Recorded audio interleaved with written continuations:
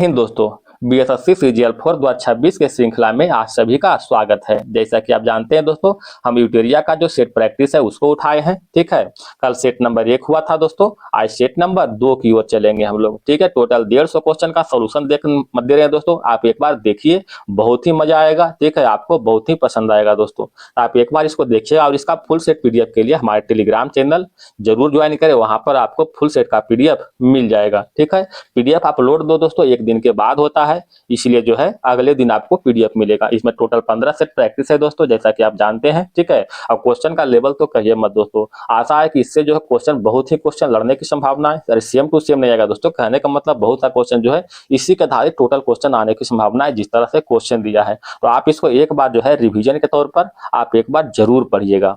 ठीक है, और कितना नंबर आ रहा है दोस्तों, कितना नंबर उठ रहा है, कमेंट बॉक्स में हम जरूर बताइए कितना नंबर आ रहा है।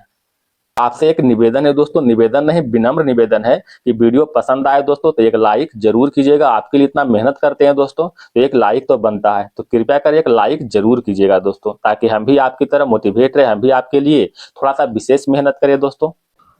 तो चलिए दोस्तों, हम लोग सेट नंबर 2 की ओर चलते हैं, मेरे साथ बने रहिएगा। क्वेश्चन नंबर 1 कहता है मिलान करना है दोस्तों, जो सही विकल्प होगा उसको चयन करना है। ठीक है, विनय पिटक, विनय पिटक में बौद्ध मठ के अनुशासन के बारे में वर्णन किया गया है। ठीक है, विनय पिटक में बौद्ध मठ के अनुशासन के बारे में वर्णन किया गया है। सूत पिटक में क्या है दोस्तों, सूत पिटक में बुद्ध के उपदेश के बारे में वर्णन किया गया है। सूत पिटक में बुद्ध के उपदेश के बारे में संग्रह किया गया है। अभिधम पिटक में बौद्ध धर्म दर्शन के दार्शनिक व्याख्या के बारे में वर्णन किया गया है। ठीक है, बौद्ध धर्म दर्शन के दार्शनिक व्याख्या। महावंश और दीपवंश में है श्रीलंका के बारे में जानकारी दिया गया है। और जातक में क्या है, बुद्ध के जन्म के बारे में वर्णन किया गया है, इसके बारे में कुछ कथा है। तो इस तरह से राइट आंसर होगा option number D. Question number करते हैं दोस्तों 2 की ओर आते हैं। कौटिल्य के पुस्तक अर्थशास्त्र किस विषय पर आधारित है? तो अर्थशास्त्र जो है दोस्तों शासन के सिद्धांत और अभ्यास पर आधारित है। कौटिल्य का पुस्तक अर्थशास्त्र शासन के सिद्धांत और अभ्यास पर आधारित है। ठीक है, हम लोग अर्थशास्त्र की बात कर रहे हैं दोस्तों, तो इसका लेखक कौन है, कौटिल्य या फिर चाणक्य? कौटिल्य या फिर चाणक्य इसका लेखक है। ठीक है, चाणक्य के बारे में बात करते हैं दोस्तों, तो ये चंद्रगुप्त मौर्य के जो है प्रधानमंत्री था, चंद्रगुप्त मौर्य के प्रधानमंत्री था। ठीक है, इन्हीं के द्वारा ही जो है सप्तांग सिद्धांत नामक पुस्तक की रचना भी किया था। ठीक है, सप्तांग सिद्धांत। क्वेश्चन नंबर बढ़ते हैं 3 की ओर। वैदिक और उत्तर वैदिक अवस्था में ग्रंथ की रचना काल के संदर्भ में निम्नलिखित कथनों पर विचार कीजिए। विचार करना है, कथा कौन सा कथन सही है?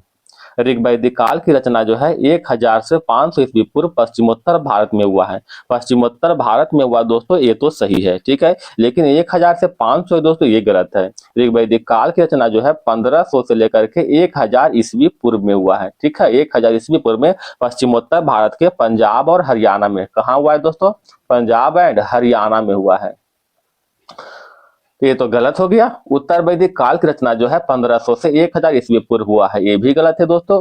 ये 1500 से 1000 ईस्वी पूर्व ना होकर के 1000 से कितना हो जाएगा दोस्तों, 500 ईस्वी पूर्व हो जाएगा। ठीक है, कथा उत्तरी गंगा के मैदान में हुआ, ये भी सही है। ठीक है, लेकिन यहाँ पर जो गलत हो गया तो ये भी गलत हो गया, तो दोनों कथन गलत हो गया। Option number D right answer हो जाएगा। क्वेश्चन नंबर बढ़ते हैं 4 की ओर। राजधानी को दिल्ली से दौलताबाद में स्थानांतरित करने के पीछे मोहम्मद बिन तुगलक का निम्नलिखित में कौन सा उद्देश्य था, बताइएगा। तो इसका राइट आंसर होगा दोस्तों, दौलताबाद के स्थानांतरण से दक्कन एवं गुजरात पर नियंत्रण स्थापित करने की मौका मिलता है, ये सही है। इसमें जो है पश्चिम और दक्षिणी पतनों तक पहुंचने की उपलब्ध होती, ये भी सही है। यह उत्तर पश्चिमी सीमा के सीधे मंगोल आक्रमण से संरक्षण देता है, ये भी सही है। अतः 1, 2 और 3 तीनों सत्य है। Option number D right answer हो जाएगा। ठीक है, हम लोग मोहम्मद बिन तुगलक के बारे में बात करें दोस्तों, तो इसके बारे में थोड़ा बहुत जान लेते हैं। अगर इसका वास्तविक नाम की बात करते हैं मोहम्मद बिन तुगलक का, अगर इसका वास्तविक नाम की बात करते हैं दोस्तों, तो वास्तविक नाम था जौना खां। क्या था, जौना खां जो इसका वास्तविक नाम था। इसी के द्वारा ही सांकेतिक मुद्रा का प्रचलन किया गया था। सांकेतिक मुद्रा का प्रचलन किया गया था इसी के द्वारा ही। ठीक है, दीवान ने कोही नामक नया विभाग की स्थापना किया था।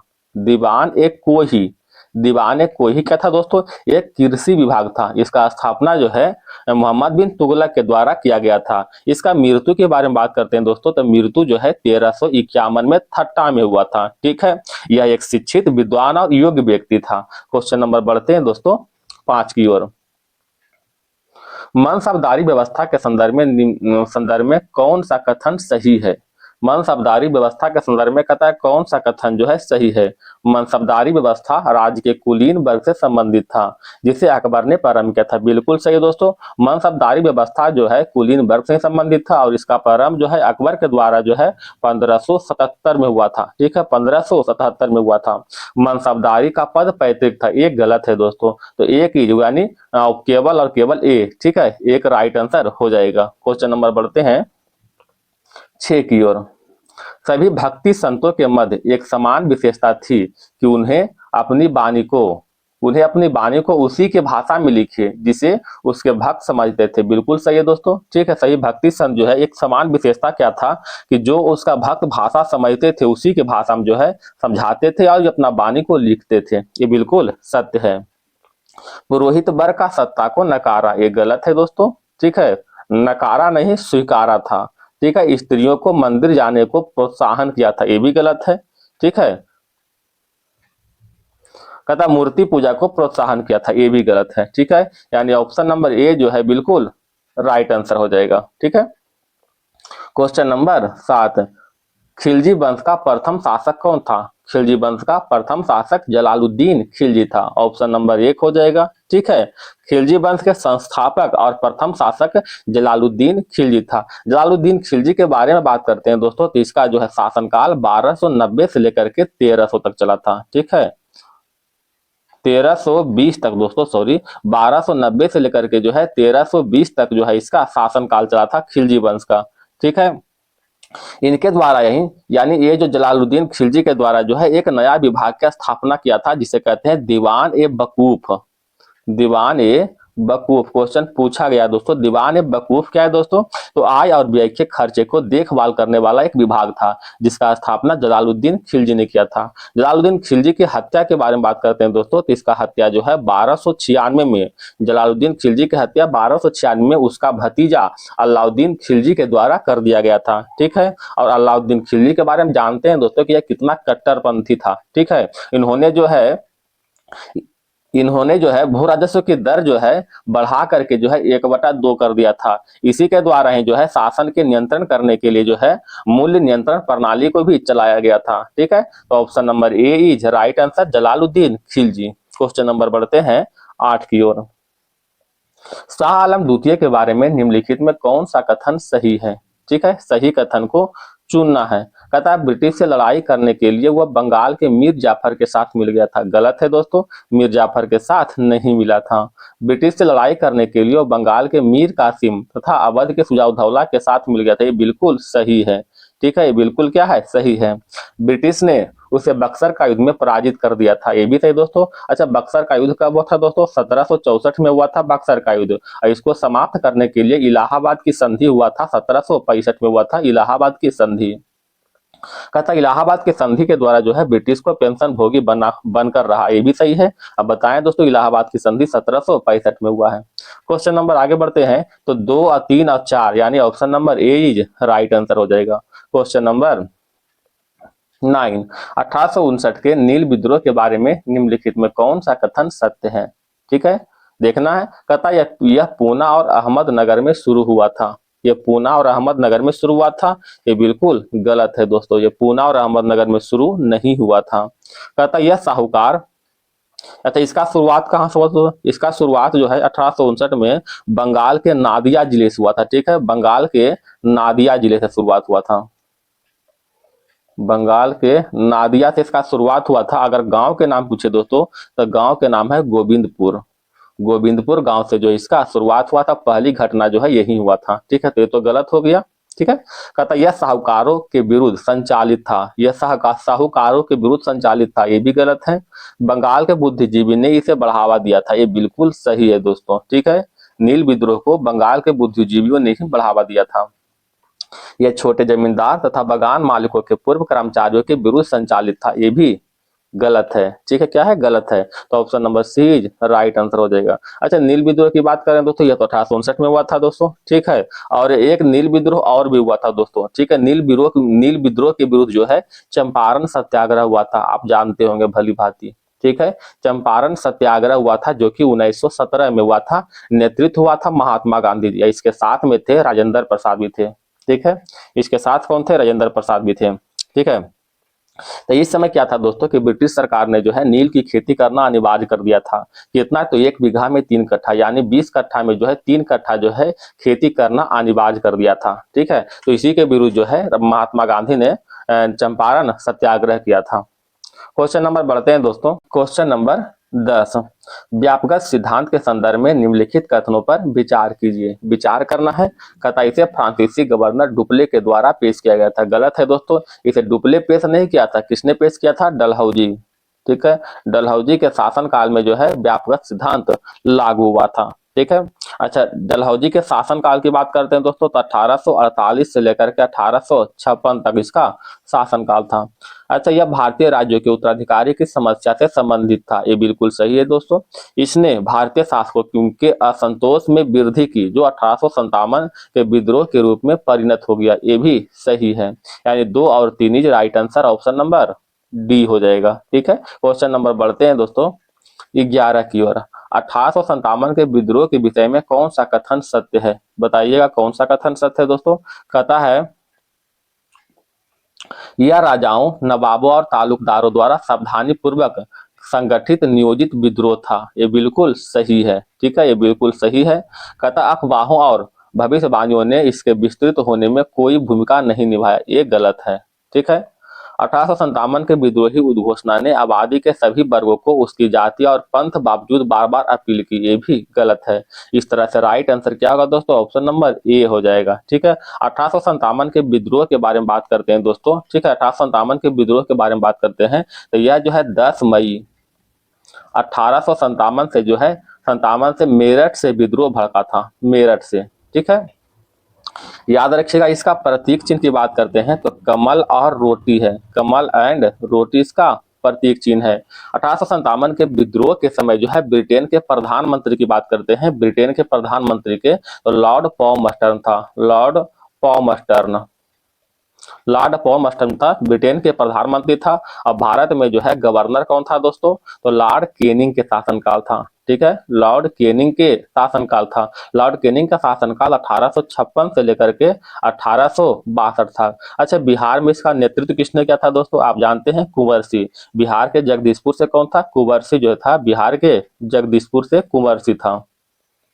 ठीक है, एक क्वेश्चन और बताइएगा दोस्तों। 1857 का लेखक कौन है? 1857 एक किताब भी निकाला गया था दोस्तों। इसका लेखक के बारे में बात करते हैं तो एस.एन. सेन है, एस.एन. सेन। इसी पर एक किताब और निकाला गया दोस्तों, the Indian bar of independence, the Indian bar of independence 1857। इसका लेखक बी.डी. सावरकर है, बी.डी.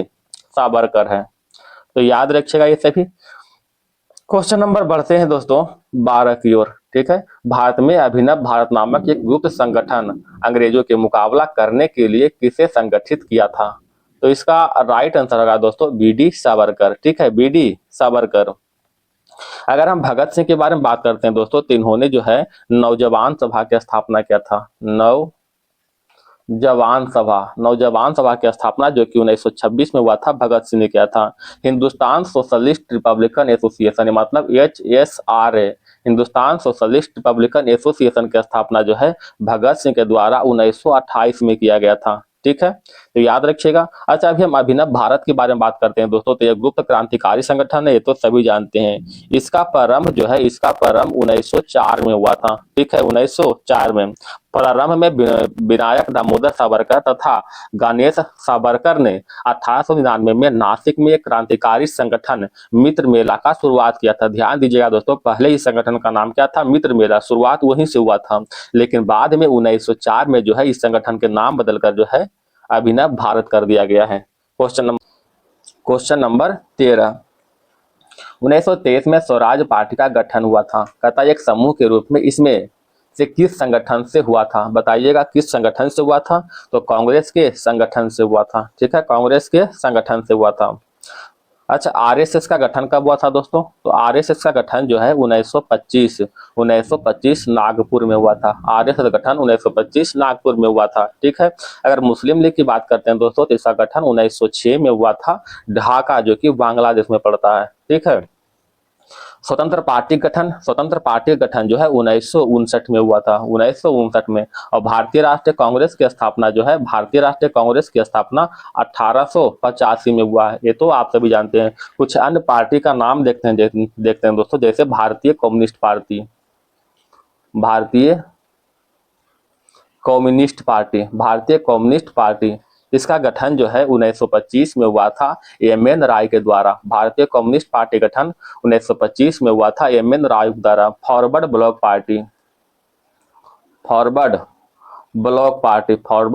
पार्टी, ठीक है, इसका स्थापना जो है 1939 में हुआ था। 1939 में सुभाष चंद्र बोस के द्वारा इसका गठन किया गया था। गदर पार्टी, इसका गठन 1939 में हुआ था। 1913 में मिस्टेक कर गए, 1913 में हुआ था गठन इसका, ठीक है। लाला हरदयाल के द्वारा अमेरिका में किया गया था। तो इसका right answer option number B हो जाएगा। क्वेश्चन नंबर 14 कहता है निम्नलिखित कथनों पर विचार कीजिए। कहता है कौन सा कथन पृथ्वी के भूगर्भ के संबंध में असत्य है? असत्य को देखना है। भूगर्भ में परपट्टी के नीचे भाग को मेंटल कहा जाता है, ये बिल्कुल सही है, ठीक है। ज्वालामुखी उद्गार के दौरान जो लावा धरातल पर आता है उसका स्रोत भूगर्भ का क्रोड होता है, ये गलत है दोस्तों, ठीक है। ज्वालामुखी के दौरान जो लावा धरातल पर आता है उसका स्रोत भूगर्भ का क्रोड ना होकर के क्या हो जाएगा दोस्तों? मेंटल हो जाएगा, ठीक है, मेंटल। ये तो गलत हो गया। मेटल का विस्तार दुर्बलता मंडल तक पाया जाता है, ये भी गलत है, ठीक है। दुर्बलता मंडल के बारे में जानते हैं दोस्तों। दुर्बलता मंडल आंशिक रूप से पिघला हुआ भाग है। भूगर्भ में परपट्टी के नीचे इसका भाग के मेंटल कहा जाता है, जिसका विस्तार 200 से 2900 किलोमीटर तक है। तो 2 और 3 गलत हो रहा है दोस्तों। ऑप्शन नंबर सी हो जाएगा। क्वेश्चन नंबर 15 कथनों पर विचार कीजिए। विचार करना है। क्या विचार करना है दोस्तों? देखिएगा, पर्वतों के एक रेखा के क्रम में व्यवस्थित होने पर पर्वत श्रृंखला कहा जाता है। पर्वतों के एक रेखा के क्रम में व्यवस्थित होने पर पर्वत का श्रृंखला कहा जाता है, ये बिल्कुल सही है। बलित पर्वत वह होते हैं जिसकी सतह उबड़ खाबड़ तथा शिखर शंक्वाकार होती है, ये भी सही है। कहता है विश्व के सबसे पुरानी बलित पर्वत जो है अरावली पर्वत है, ये भी सही है दोस्तों। यानी 1, 2, 3 option number D is right answer. Question number देखिएगा दोस्तों 16 की ओर। निम्न में से कौन सा कथन सही नहीं है? ठीक है, तो उपग्रह ग्रहों की परिक्रमा गति के साथ साथ सूर्य की परिक्रमा करता है, बिल्कुल सही है दोस्तों, ठीक है। पृथ्वी के उपग्रह चंद्रमा का व्यास पृथ्वी के व्यास का आधा, ये गलत है दोस्तों। पृथ्वी के व्यास के आधा ना होकर के लगभग 1/4 है, ठीक है, आधा नहीं है, कितना? 1/4 है। अगर चंद्रमा के बारे में बात कर रहे हैं दोस्तों तो इसे जीवाश्म ग्रह के नाम से जानते हैं, ठीक है, जीवाश्म ग्रह के नाम से। क्वेश्चन में एग्जाम में कई बार पूछा गया दोस्तों, इसको ध्यान रखिएगा, ठीक है। पृथ्वी से चंद्रमा की दूरी के बारे में बात करते हैं दोस्तों। पृथ्वी की चंद्रमा से दूरी डिस्टेंस के बारे में बात करते हैं तो लगभग 3,84,000 किलोमीटर है, ठीक है, 3,84,000 किलोमीटर जो है इसका दूरी है, ठीक है। चंद्रमा पर ही एक सागर स्थित है जिसका नाम है दोस्तों शांति सागर, ठीक है, शांति सागर स्थित है चंद्रमा पर ही। चंद्रमा का भार पृथ्वी के भार का जो है लगभग 1/81वां भाग है। चंद्रमा का भार जो है पृथ्वी के भार का 1/81वां भाग है। अगर यहाँ पर पलायन वेग के बारे में बात करते हैं अर्थात चंद्रमा पर पलायन वेग तो लगभग 2.38 किलोमीटर प्रति सेकेंड पलायन वेग है। और आप जानते हैं दोस्तों पृथ्वी का पलायन वेग कितना है? तो पृथ्वी का पलायन वेग 11.2 किलोमीटर प्रति सेकेंड है। अच्छा, तो इसका राइट आंसर क्या हो जाएगा? 1, ठीक है, यानी ऑप्शन नंबर ए हो जाएगा इसका राइट आंसर। क्वेश्चन, अच्छा ए तो राइट नहीं कहता, कौन सा गलत है दोस्तों? सॉरी हम मिस्टेक कर दिए, गलत में हो जाएगा 2, यानी ऑप्शन नंबर क्या हो जाएगा? बी, गलत कर रहा था। क्वेश्चन नंबर बढ़ते हैं दोस्तों 17 की ओर। निम्नलिखित में कौन सी विशेषता अग्नेय चट्टान के संदर्भ में सही नहीं है? बताइएगा कौन सा सही नहीं है। कहता है अग्नेय चट्टान स्थूल परतरहित, कठोर, सघन तथा जीवाश्म रहित होता है। ये बिल्कुल सही है, ठीक है। सिलिका की मात्रा कम होने पर अग्नेय चट्टान का रंग गहरा तथा अधिक होने पर हल्का होता है, ये भी सही है। कम सिलिका की मात्रा वाली आग्नेय चट्टान अम्लीय होती है, गलत है दोस्तों। अम्लीय ना होकर के क्षारीय होता है। क्या होता है? क्षारीय होता है। ये चट्टान प्रायः रवेदार होता है, ये भी सही है। अतः ऑप्शन नंबर सी जो है गलत है। Option number C is right answer. निम्नलिखित में कौन सा कथन सही नहीं है? छाटना है दोस्तों, कौन सा सही नहीं है। कहता है निम्न अक्षांशों में उष्ण कटिबंधीय से उच्च अक्षांशीय समशीतोष्ण और उप ध्रुवीय कटिबंधों की ओर बहने वाली धाराओं को गर्म जलधारा कहते हैं।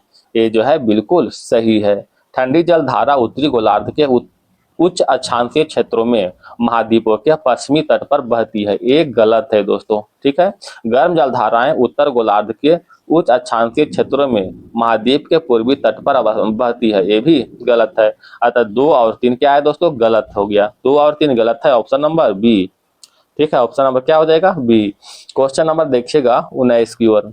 हिमालय पर्वत में पाई जाने वाली निम्नलिखित श्रेणियों को दक्षिण से उत्तर के क्रम में सजाना है। दक्षिण से उत्तर के क्रम में सजाना है, तो इसको सजाइए। तो दक्षिण से उत्तर क्रम में हो जाएगा दोस्तों। पहले तो पीर पंजाल हो जाएगा, उसके बाद जास्कर हो जाएगा, जास्कर के बाद हो जाएगा दोस्तों लद्दाख श्रेणी आ जाएगा, और लद्दाख के बाद आ जाएगा काराकोरम श्रेणी आ जाएगा। ठीक है, तो इसको देखिए, इसका राइट आंसर क्या हो जाएगा? ऑप्शन नंबर सी हो जाएगा। ठीक है, राइट आंसर क्या हो जाएगा? सी हो जाएगा। इसमें ध्यान रखिएगा दोस्तों, जास्कर एक हो जाएगा, जास्कर, लद्दाख,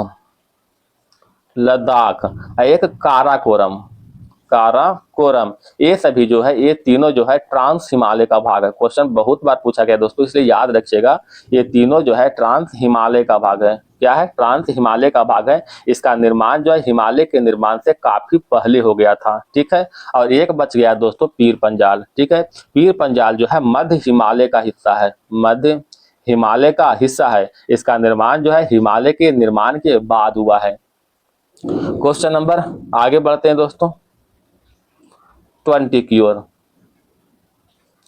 जलवासी पशुपालक के रूप में अपना जीवन यापन करने वाली मसाई जनजाति कहाँ की निवासी है? तो मसाई जनजाति जो है पूर्वी अफ्रीका की निवासी है। ठीक है, पूर्वी अफ्रीका की निवासी है। क्वेश्चन नंबर 21, एक पंचायत समिति किस स्तर पर पंचायती राज संरचना का संचालन करती है? तो पंचायती राज संरचना का संचालन जो है ब्लॉक स्तरीय निकाय पर करता है। ऑप्शन नंबर ए हो जाएगा। ठीक है, ऑप्शन नंबर ए हो जाएगा।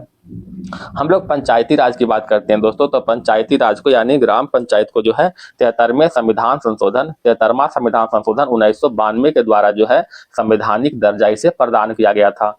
किस समिति के सिफारिश पर? तो एल.एम. सिंघवी समिति के सिफारिश पर, एल.एम. सिंघवी समिति की सिफारिश पर इसका गठन जो है 1986 में हुआ था, एल.एम. सिंघवी समिति का। ठीक है, अच्छा कुछ स्तर का थोड़ा नाम देखते हैं दोस्तों, जैसे में ग्राम स्तर पर। ठीक है, ग्राम स्तर पर जो है ग्राम पंचायत, ग्राम स्तर पर कार्य करता है ग्राम पंचायत।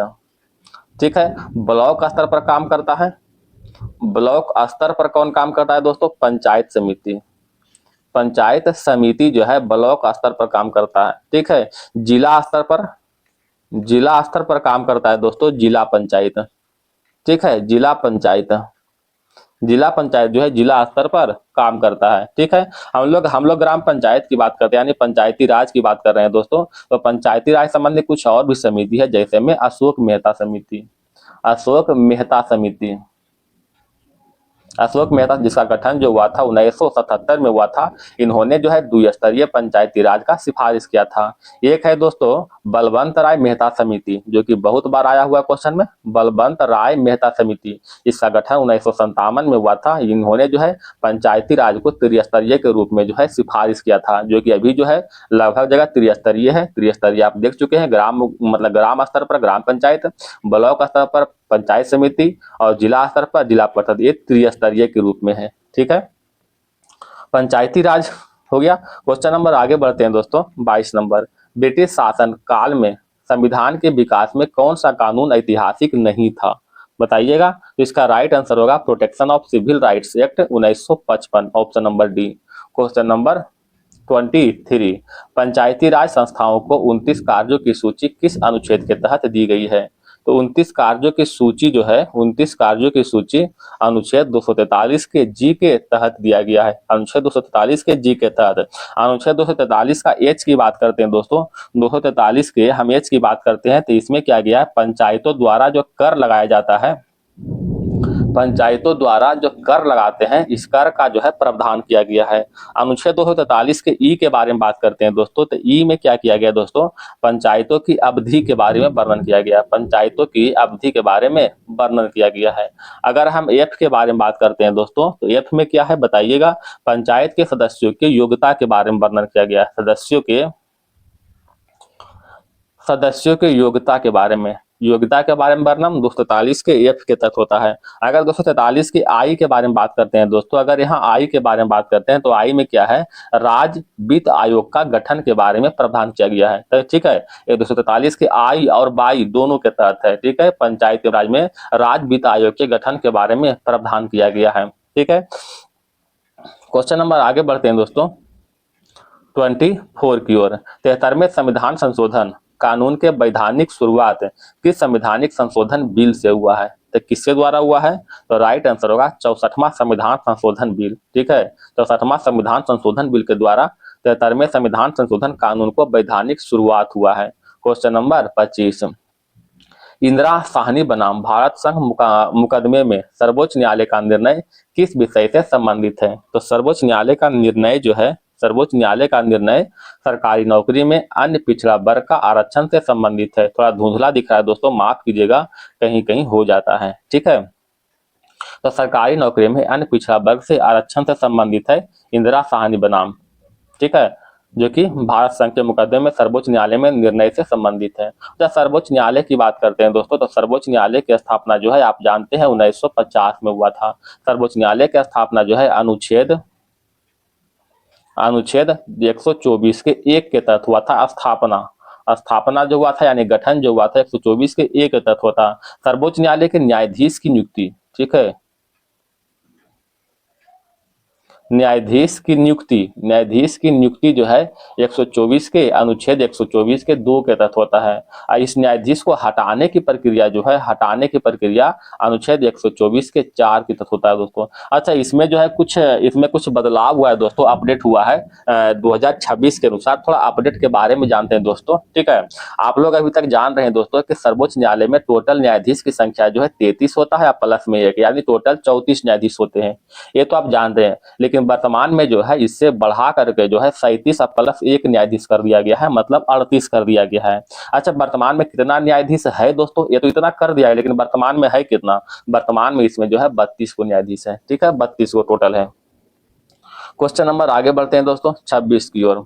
भारत के वरीयता क्रम में निम्नलिखित में से कौन पहले आता है, पहले कौन आता है, तो कहता पहले में आएगा दोस्तों यूपीएससी के अध्यक्ष, इसके बाद आएगा मुख्य चुनाव आयुक्त, इसके बाद आएगा नियंत्रक महालेखा परीक्षक, और उसके बाद आएगा उच्चतम न्यायालय के मुख्य न्यायाधीश। अगर क्रम के नंबर जानना चाहते हैं दोस्तों, तो क्रम के नंबर है इसमें 9 के क के तहत, 9 के क में आता है यूपीएससी के अध्यक्ष, इसको ख मान लीजिएगा, 9 के ख में 9 के ग में आता है। और उच्च न्यायालय के मुख्य न्यायाधीश जो है किसमें आता है दोस्तों, नंबर में आते हैं तो 17वें नंबर में आता है। ठीक है, 17वें नंबर में, तो option number A is right answer. आइए दोस्तों कुछ वरीयता क्रम में देखते हैं, थोड़ा बहुत देख लेते हैं। जैसे में पहला नंबर में, फर्स्ट नंबर में आएगा वरीयता क्रम में सबसे ऊपर राष्ट्रपति, सबसे ऊपर आएगा। दूसरा नंबर की बात करते हैं तो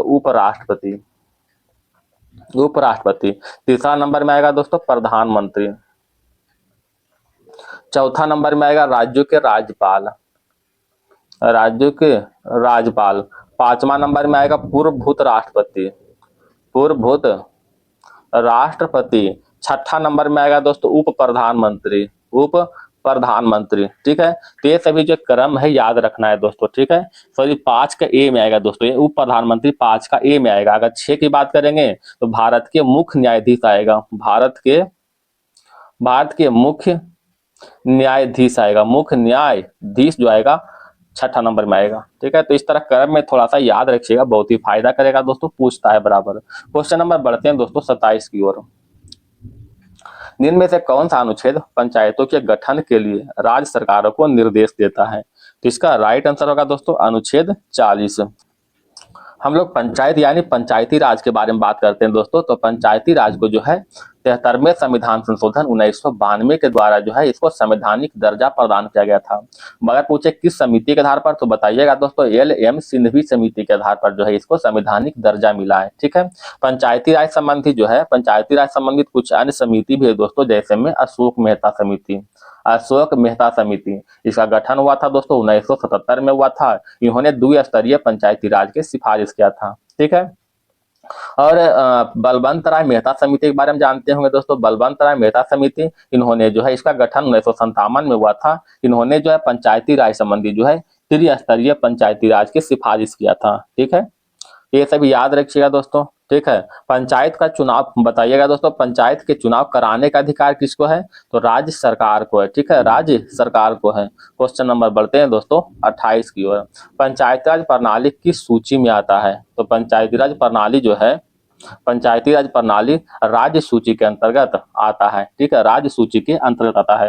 राज्य सूची में वर्तमान में जो है 61 विषय शामिल है। संघ सूची की बात करते हैं दोस्तों तो इसमें 100 विषय शामिल है वर्तमान में, और समवर्ती सूची की बात करेंगे तो इसमें 52 विषय शामिल है। ठीक है, ये जो सूची का उल्लेख है भारतीय संविधान के 7वीं अनुसूची में जो है उल्लेख किया गया है। ठीक है, क्वेश्चन नंबर आगे बढ़ते हैं दोस्तों 29 की ओर। ईपीसीजी का पूर्ण रूप क्या है, ईपीसीजी का पूर्ण रूप क्या है, तो export promotion capital goods. Export promotion capital goods EPCG का पूर्ण रूप है। ठीक है, ईपीसीजी है क्या दोस्तों, तो यह एक स्कीम है जो निर्यातकों को आने वाले समय में अतिरिक्त निर्यात करने की बाध्यता से छूट दिला सकता है। ठीक है, यह एक क्या है, स्कीम है। क्वेश्चन नंबर 30 की ओर आते हैं।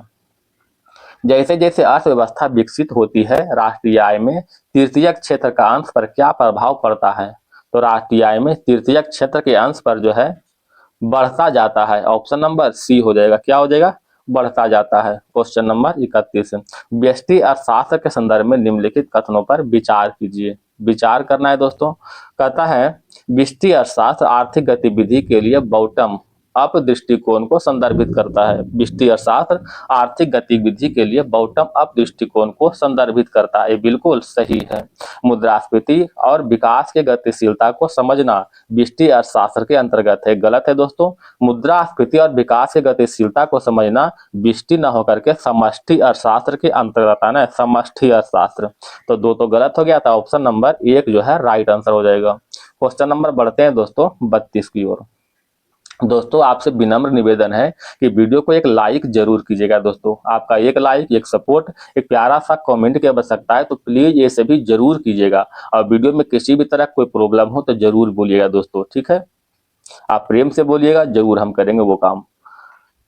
किसी दी गई अवधि के लिए एक देश का राष्ट्रीय आय, किसी दी गई अवधि के लिए एक देश का राष्ट्रीय आय क्या है दोस्तों, उत्पादित अंतिम वस्तुओं और सेवाओं के मौद्रिक मूल्य के बराबर होगा। Option number D is right answer. Question number बढ़ते हैं दोस्तों 33 की ओर। आर्टिफिशियल इंटेलिजेंस के लिए प्रोग्रामिंग भाषा को किसने बनाया था, तो प्रोग्रामिंग भाषा को जॉन मैकार्थी के द्वारा बनाया गया है। ऑप्शन नंबर बी हो जाएगा, जॉन मैकार्थी के द्वारा। Question number 34।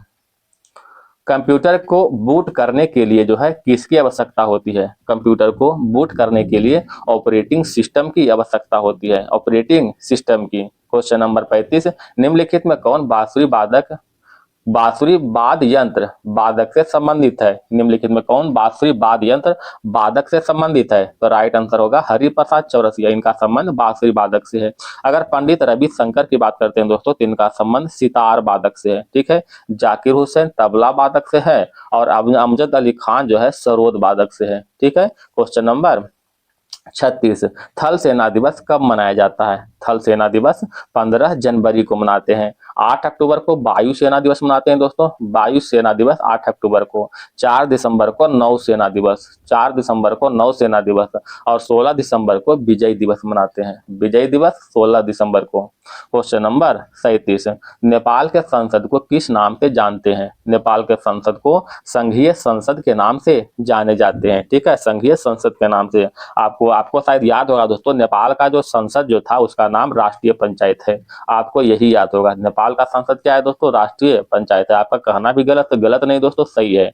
लेकिन ध्यान रखिएगा दोस्तों, नेपाल के संसद 1990 तक जो है राष्ट्रीय पंचायत के नाम से जाने जाते थे, परंतु 2015 में इसका संशोधन हुआ और इसका नाम बदलकर जो है संघीय संसद कर दिया गया। क्या कर दिया गया? संघीय संसद कर दिया गया इसका नाम बदल करके, ठीक है। अगर नेशनल असेंबली की बात करते हैं दोस्तों, नेशनल असेंबली की बात करते हैं तो यह फ्रांस के संसद है, ठीक है। फेडरल असेंबली की बात करें तो यह स्विट्जरलैंड का संसद है। स्विट्जरलैंड के संसद है फेडरल असेंबली, ठीक है। और जातीय संसद की बात करें दोस्तों तो यह बांग्लादेश के संसद है। बांग्लादेश के संसद का नाम क्या है? जातीय संसद है। स्विट्जरलैंड का फेडरल असेंबली हो गया और फ्रांस का नेशनल असेंबली और नेपाल का संघीय संसद हो जाएगा वर्तमान में। क्वेश्चन नंबर बढ़ते हैं दोस्तों 38 की ओर। भारत के प्रथम मुख्य फिल्म निम्नलिखित में कौन सी है? भारत के प्रथम मुख्य फिल्म राजा हरिश्चंद्र है। ऑप्शन नंबर बी हो जाएगा, राजा हरिश्चंद्र है। अगर आलम आरा की बात करते हैं दोस्तों, यह भारत के प्रथम बोलती फिल्म है, फर्स्ट बोलती फिल्म है। भारत के प्रथम बोलती फिल्म कौन सा है दोस्तों? आलम आरा है। अगर झांसी की रानी की बात करते हैं दोस्तों तो यह पहली टेक्निकल फिल्म है, पहली टेक्निकल फिल्म कौन सा है? झांसी की रानी।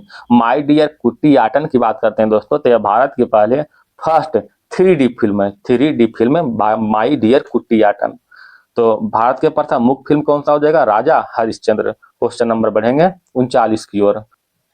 देखिएगा दोस्तों, बिहार का पहला रामसर स्थल कौन सा है? बिहार का पहला रामसर स्थल कांवर झील है। कांवर झील कहाँ है दोस्तों? बेगूसराय में है, बेगूसराय। ये जो कांवर झील है दोस्तों, बिहार का पहला रामसर स्थल है और देश का 39वां है। देश का कौन सा है? देश का जो है 39वां रामसर स्थल है, ठीक है। तो दोनों याद रखिएगा, बिहार का पहला और देश का 39वां कांवर झील है। कहाँ है? बेगूसराय में स्थित है। यह झील जो है लगभग जो है 16 वर्ग किलोमीटर में फैला हुआ है, ठीक है। यह झील प्रवासी झील के आश्रय के रूप में भी जाना जाता है। क्वेश्चन नंबर बढ़ते हैं दोस्तों 40 की ओर। निम्नलिखित झीलों में से कौन सा जो है लैगून झील है? तो लैगून झील कौन सा है बताइएगा दोस्तों। कहता है चिल्का झील और पुलिकट झील और एक कोलेरू झील, ये तीनों जो है लैगून झील के उदाहरण है। तीनों क्या है? लैगून झील के उदाहरण है। अगर हम बुलर झील की बात करते हैं दोस्तों तो आप जानते हैं कि जम्मू और कश्मीर में स्थित है। बुलर झील का निर्माण जो है भूगर्भीय क्रिया से हुआ है। यह भारत के सबसे बड़ी जो है मीठे पानी का झील है। क्वेश्चन पूछा गया दोस्तों कि भारत के सबसे बड़ी मीठे पानी का झील कौन सा है? तो बुलर झील। कहाँ है? जम्मू कश्मीर में, ठीक है। बताइएगा दोस्तों चिल्का झील कहाँ है? दोस्तों चिल्का झील जो है उड़ीसा में स्थित है। चिल्का झील उड़ीसा में स्थित है। पुल्लिकट झील जो है आंध्र प्रदेश और तमिलनाडु के सीमा पर स्थित है। और कोलेरू झील बताइएगा दोस्तों, कोलेरू झील कहाँ है? ये भी जो है आंध्र प्रदेश में मीठे पानी की झील है। क्वेश्चन नंबर आगे बढ़े दोस्तों, तो इसका राइट आंसर क्या हो जाएगा? ऑप्शन नंबर डी हो जाएगा। लैगून झील में चिल्का झील, पुल्लिकट झील और कोलेरू झील। Question number 41। बिहार बजट 2026-27 को मुख्यमंत्री नीतीश कुमार ने कितने स्तंभों पर आधारित बताया है? तो टोटल जो है 5 स्तंभ बताया है। ये 5 स्तंभ कौन कौन है दोस्तों? पहला तो हो जाएगा ईमान, ठीक है। पहला हो जाएगा ईमान, दूसरा हो जाएगा स्तंभ ज्ञान, तीसरा स्तंभ हो जाएगा विज्ञान, चौथा स्तंभ हो जाएगा अरमान, ठीक है। 5वां स्तंभ हो जाएगा सम्मान। ये टोटल जो है 5 स्तंभ पर आधारित बताया है। क्वेश्चन नंबर 42 देखिएगा। भारत वन स्थिति रिपोर्ट 2023 के अनुसार वन और वृक्षावरण में सर्वाधिक वृद्धि वाले 3 राज्य निम्नलिखित में कौन सा है? तो सर्वाधिक 3 राज्य कौन है दोस्तों? छत्तीसगढ़ हो जाएगा, उत्तर प्रदेश और उड़ीसा। छत्तीसगढ़, उत्तर प्रदेश और उड़ीसा। 21 दिसंबर 2024 को पर्यावरण और जलवायु परिवर्तन मंत्री भूपेंद्र यादव ने वन अनुसंधान देहरादून में 18वां भारत के वन स्थिति रिपोर्ट जारी किया है। उसी के अनुसार, यह रिपोर्ट के अनुसार जो है option number D right answer हो रहा है। बताइएगा दोस्तों वनावरण में, ठीक है, यहाँ पर वन और वृक्षावरण के बारे में बात कर रहा है दोस्तों। अगर हम केवल वनावरण के बारे में बात करते हैं, वनावरण में सर्वाधिक वृद्धि वाले 3 राज्य कौन से हैं? तो वनावरण पूछे दोस्तों तो हो जाएगा मिजोरम, गुजरात और गुजरात के बाद उड़ीसा। एक केवल जो है वनावरण में जो है उड़ीसा, ठीक है। एक केवल जो है वनावरण वाले जो है 3 राज्य है, वनावरण वाले 3 राज्य हैं। क्वेश्चन नंबर बढ़ते हैं 43 की ओर। वैश्विक शांति सूचकांक 2025 के अनुसार एशिया का सबसे सुरक्षित देश कौन सा है? तो एशिया का सबसे सुरक्षित देश हो जाएगा दोस्तों सिंगापुर। ऑप्शन नंबर सी हो जाएगा। वैश्विक शांति सूचकांक में लगातार पहला स्थान की बात करते हैं तो फर्स्ट स्थान हो जाएगा आइसलैंड। ठीक है, आइसलैंड जो है पहला स्थान पर आता है और ये जो है लगातार 17वां बार जो है पहला स्थान पर आता है आइसलैंड। अगर इसमें भारत के स्थान की बात करते हैं, भारत के स्थान, तो भारत रहता है दोस्तों 115वां स्थान पर, यानी जहां तहां फेकाल है, कोई मतलब नहीं है। क्वेश्चन नंबर 44, क्वेश्चन नंबर 44 की ओर चल रहे हैं दोस्तों, थोड़ा सा धुंधला है, माफ कीजिएगा। ठीक है, केंद्रीय गृह मंत्रालय ने केंद्रीय सशस्त्र पुलिस बलों के ग्रुप सी पदों से पूर्व अग्निवीरों के लिए आरक्षण की मौजूदा 10% से बढ़ाकर कितने परसेंट करने का निर्णय लिया गया है? तो 10% से बढ़ाकर जो है 50% करने का निर्णय लिया गया है। ठीक है, अग्निपथ योजना के बारे में आप जानते हैं दोस्तों, अग्निपथ योजना का शुरुआत जो है, जो कि अग्निवीर के लिए हुआ है, ठीक है, इसका शुरुआत वर्ष 2022 में हुआ है। आप जानते हैं दोस्तों 2022 में कितना जो है रेलगाड़ी को फूंक दिया गया था इसके विरोध में। ठीक है, भारत में मतलब ये जो भारत में समस्त जगह से जो है ये जो है प्रचंड एक ज्वालामुखी के रूप में उठ गया था। ठीक है, कितना जो है भीड़ हुआ था, कितना लाठीचार्ज हुए थे इस पर, तो इसका विरोध तो हुआ था लेकिन फिर कोई फायदा हुआ नहीं, या फिर लागू ही हो चुका है। ठीक है, तो पहले 10% आरक्षण था, अब जो है 50% जो है इसका आरक्षण कर दिया गया है अग्निवीर योजना के लिए, जो कि अग्निवीर वाले होंगे। क्वेश्चन नंबर बढ़ते हैं दोस्तों 45 की ओर। स्क्वैश विश्व कप 2025 में भारत ने किस देश को हराकर अपना पहला खिताब जीता है? तो अपना पहला खिताब हांगकांग ने जीता है, ऑप्शन नंबर डी हो जाएगा। स्क्वैश विश्व कप जीतने वाला प्रथम एशियाई देश की बात करते हैं दोस्तों, तो यह भारत है। ठीक है, स्क्वैश विश्व कप जीतने वाला प्रथम एशियाई देश कौन सा है? भारत है। अब तो 2028 में जो है 2028 में होने वाला ओलंपिक खेल है दोस्तों, जो कि लॉस एंजलिस में होगा, उसमें भी स्क्वैश को शामिल कर दिया गया है। क्वेश्चन नंबर 46 की ओर। भारत अंतर्राष्ट्रीय विज्ञान महोत्सव 2025 का आयोजन कहाँ किया गया है? भारत अंतर्राष्ट्रीय विज्ञान महोत्सव 2025 का आयोजन हरियाणा में किया गया है, ऑप्शन नंबर बी। और हरियाणा में कहाँ है दोस्तों? तो पंचकुल में, हरियाणा के पंचकुल में इसका आयोजन हुआ है। ठीक है, अच्छा इसका थीम की बारे में बात करते हैं दोस्तों, तो इसका थीम है विज्ञान से समृद्धि आत्मनिर्भर भारत के लिए, विज्ञान से समृद्धि आत्मनिर्भर भारत के लिए। क्वेश्चन नंबर 47, अंतर्राष्ट्रीय भ्रष्टाचार विरोधी दिवस 2025 कब मनाया गया? राइट आंसर हो जाएगा 9 दिसंबर को। अंतर्राष्ट्रीय भ्रष्टाचार विरोधी दिवस 9 दिसंबर को मनाया गया। अगर हम 4 दिसंबर के बारे में बात करते हैं दोस्तों, तो भारतीय नौसेना दिवस मनाते हैं, भारतीय नौसेना दिवस 4 दिसंबर को। 6 दिसंबर की बात करते हैं दोस्तों, तो भीमराव अंबेडकर के यानी बी आर अंबेडकर का जो है पुण्यतिथि है, पुण्य तिथि है 6 दिसंबर को। 11 दिसंबर की बात करते हैं दोस्तों, तो अंतर्राष्ट्रीय पर्वत दिवस, अंतर्राष्ट्रीय पर्वत दिवस जो है 11 दिसंबर को है। क्वेश्चन नंबर बढ़ते हैं दोस्तों 48 की ओर। प्रधानमंत्री धन्य धान कृषि योजना के अनुसार 29 राज्यों और केंद्र शासित प्रदेशों में से चयनित 100 आकांक्षित कृषि जिलों के किन प्रमुख कारकों पर चुना गया है? तो इसका राइट आंसर होगा कम उत्पादकता, मध्यम फसल सघनता और ऋण तथा औसत की पहुंच, option number D right answer हो जाएगा। क्वेश्चन नंबर 49, केंद्रीय बजट 2026-27 के अनुसार राजकोषीय घाटा जीडीपी के कितना परसेंट सीमित करने का लक्ष्य रखा गया था? तो जीडीपी का जो है 4.3% जो है सीमित करने का लक्ष्य रखा गया था। क्वेश्चन नंबर 50, निम्नलिखित में कौन सा पुस्तक जो है सुधा मूर्ति द्वारा लिखा गया है? तो सुधा मूर्ति द्वारा लिखा गया किताब है the magic of lost earrings, the magic of lost earring का लेखक सुधा मूर्ति है। ठीक है, अगर हम जो है मिडनाइट ट्रेन के बारे में बात करते हैं दोस्तों, तो इसका लेखक है मैट हेग, मिडनाइट ट्रेन का लेखक है। द वीडो के बारे में बात करते हैं दोस्तों, तो द वीडो का लेखक है जॉन ग्रिशम जो है द वीडो का लेखक है। घोस्ट आय के लेखक कौन है दोस्तों? अमिताभ घोष, घोस्ट आय का लेखक अमिताभ घोष। तो याद रखिएगा, तो इसका राइट आंसर क्या हो जाएगा? The magic of last earning का लेखक सुधा मूर्ति। क्वेश्चन नंबर 51, निम्नलिखित में से एंटीबायोटिक है, एंटीबायोटिक क्या है बताइएगा? तो पेनिसिलिन जो है एक एंटीबायोटिक है। एंटीबायोटिक का उपयोग बैक्टीरिया जनित बीमारियों के उपचार में होता है। कुछ एंटीबायोटिक के नाम देखते हैं दोस्तों, जैसे में पहला तो हो गया पेनिसिलिन, दूसरा हो जाएगा दोस्तों स्ट्रेप्टोमाइसिन, ठीक है, टेरामाइसिन, ये सभी जो है दर्द मतलब करने मतलब एंटीबायोटिक है। एक है दोस्तों एस्पिरिन, एस्पिरिन क्या है दोस्तों? तो एस्पिरिन और एक पैरासीटामोल, ये दोनों जो है बुखार में या फिर शरीर दर्द मतलब ये जो शरीर को दर्द निवारक दवा के रूप में उपयोग करते हैं, एस्पिरिन को और पैरासीटामोल को। हालांकि पैरासीटामोल के बारे में सब जानता है दोस्तों, ठीक है, कुछ होगा तो पैरासीटामोल खा लेता है खासकर दर्द में। क्वेश्चन नंबर बढ़ते हैं दोस्तों बामन की ओर। निम्नलिखित में किस विटामिन को एल्गो कैल्सीफेरॉल कहते हैं? एल्गो कैल्सीफेरॉल विटामिन D2 को कहते हैं। विटामिन D2 को एल्गो कैल्सीफेरॉल कहते हैं। अगर हम विटामिन D3 के बारे में बात करते हैं दोस्तों, विटामिन D3 के, इसमें हो जाएगा कौले कैल्सीफेरॉल, कौले कैल्सीफेरॉल, कैल्सीफेरॉल, कौले कैल्सीफेरॉल विटामिन D3 का रासायनिक नाम है। अच्छा, B12 की बात करते हैं दोस्तों, तो B12 कहते हैं साइनोकोबालामिन, साइनोकोबालामिन, ये B12 का रासायनिक नाम है। ठीक है। अच्छा, विटामिन जो है B6 के बारे में बात करते हैं दोस्तों, तो पायरिडॉक्सिन है, पायरिडॉक्सिन है विटामिन B6। आइए दोस्तों कुछ विटामिन का हम थोड़ा नाम देखते हैं दोस्तों, मुर्जबानी में मुंह से बोल देते हैं। जैसे विटामिन ए का रेटिनॉल कहते हैं, B1 को थायमिन कहते हैं, B2 को राइबोफ्लोविन, B3 को नियासिन कहते हैं, B5 को पेंटोथोनिक अम्ल कहते हैं, B6 को pyridoxine, B7 biotin, B9 folic acid, B11 salicylic acid और B12 को जो है कोबरा मिल कहते हैं। विटामिन डी को कैल्सीफेरॉल कहते हैं, विटामिन डी को कैल्सीफेरॉल कहते हैं। विटामिन ई को टोकोफेरॉल कहते हैं। ठीक है। क्वेश्चन नंबर बढ़ते हैं दोस्तों 53 की ओर। लाइकेन में एक क्लोरोफिल युक्त पार्टनर एक साथ रहते हैं। लाइकेन में एक क्लोरोफिल युक्त पार्टनर जो है एक साथ रहते हैं। वो कौन सा पार्टनर है? शैवाल और कवक है। शैवाल और कवक, शैवाल और कवक के बीच सहजीवी संबंध है। ठीक है, ये दोनों के बीच क्या सहजीवी संबंध है।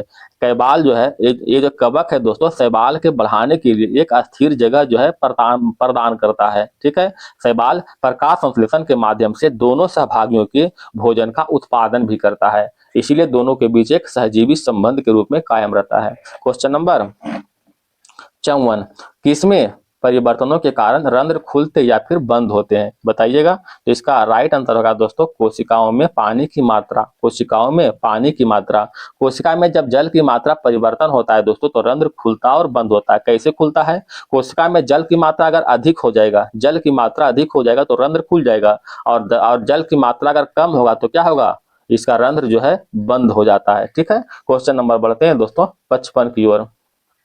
कवक पौधों में नहीं पाया जाता है। कवक पौधों में क्या नहीं पाते हैं? तो पर्णहरित नहीं पाया जाता है। पर्णहरित की अनुपस्थिति के कारण ही कवक कार्बन डाइऑक्साइड और जल द्वारा कार्बोहाइड्रेट निर्मित करने में असमर्थ होते हैं। क्वेश्चन नंबर 56, पौधे अपना पोषक तत्व मुख्यतः किससे प्राप्त करते हैं? पौधे अपना पोषक तत्व मुख्यतः जो है मृदा से प्राप्त करते हैं। मृदा में जो टोटल जो है मुख्य रूप से 13 पोषक तत्व, पौधे जो है मृदा से मुख्य रूप से 13 पोषक तत्व जो है प्राप्त करते हैं। याद रखिए 13, जिसमें से मुख्य मुख्य अगर नाम की बात करते हैं दोस्तों, तो जैसे हो जाएगा नाइट्रोजन। ठीक है, नाइट्रोजन, नाइट्रोजन के बाद हो जाएगा फास्फोरस, नाइट्रोजन के बाद फास्फोरस, आयरन, ठीक है, आयरन, जिंक, आयरन के बाद जिंक, पोटेशियम, कॉपर, ये सभी जो है मृदा के द्वारा ही उपयोग करते हैं पौधे। क्वेश्चन नंबर बढ़ते हैं 57 की ओर।